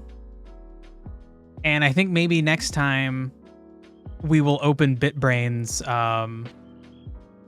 example, his tutorial. And even though we don't have the assets for it, we can go through it and look for, all I need is somewhere where somebody gets a value from the blackboard. And maybe I just need to look more closely through this, through Liam Flannery's example. Because if he's putting a value on the blackboard, which he absolutely does in the walk to building action. Ooh, okay, wait, yeah, hold on. If you have something in the blackboard for the walk to building action, probably entering the building would have... Okay. Here is some stuff that I didn't notice. If blackboard has value and then a value, return failure. Interesting.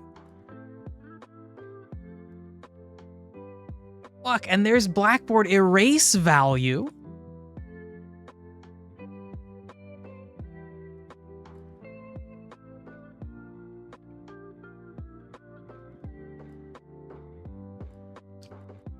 Here's get value. You don't... Okay. Okay. It's just that in quotes. Okay, so get value would just be this. But then, and then how is it used? How does he use it? Oh my god, the answer was there all along. I am a dumbass. So he gets the value target building.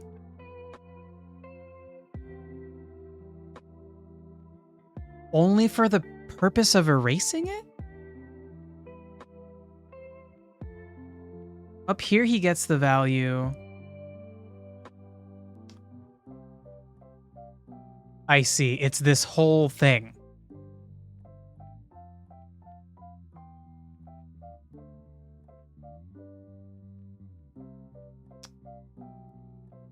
Okay. So then what we would do is we would say, instead of if fatigue is something, we would go like... Shit. Hold on. Does he use an exclamation point for this part? No. Okay. Oh, well, maybe. So instead we would say if blackboard get value fatigue. This is how you say, like, if the fatigue variable that's on the blackboard is greater than 50, then do this thing.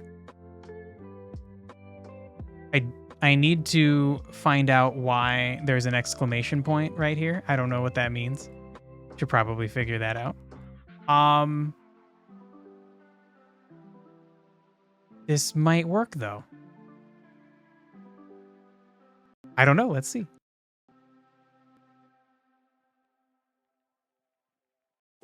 We will see success 2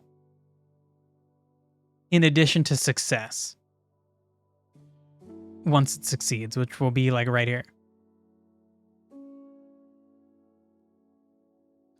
Okay, so it is kind of working. There's a 0 after it because silly me, I was just printing the fatigue value. So then actually, we don't ever need to define that variable in here. And then what we need is anywhere that we would have the variable fatigue, we do blackboard get value fatigue. And so now let's see if this works.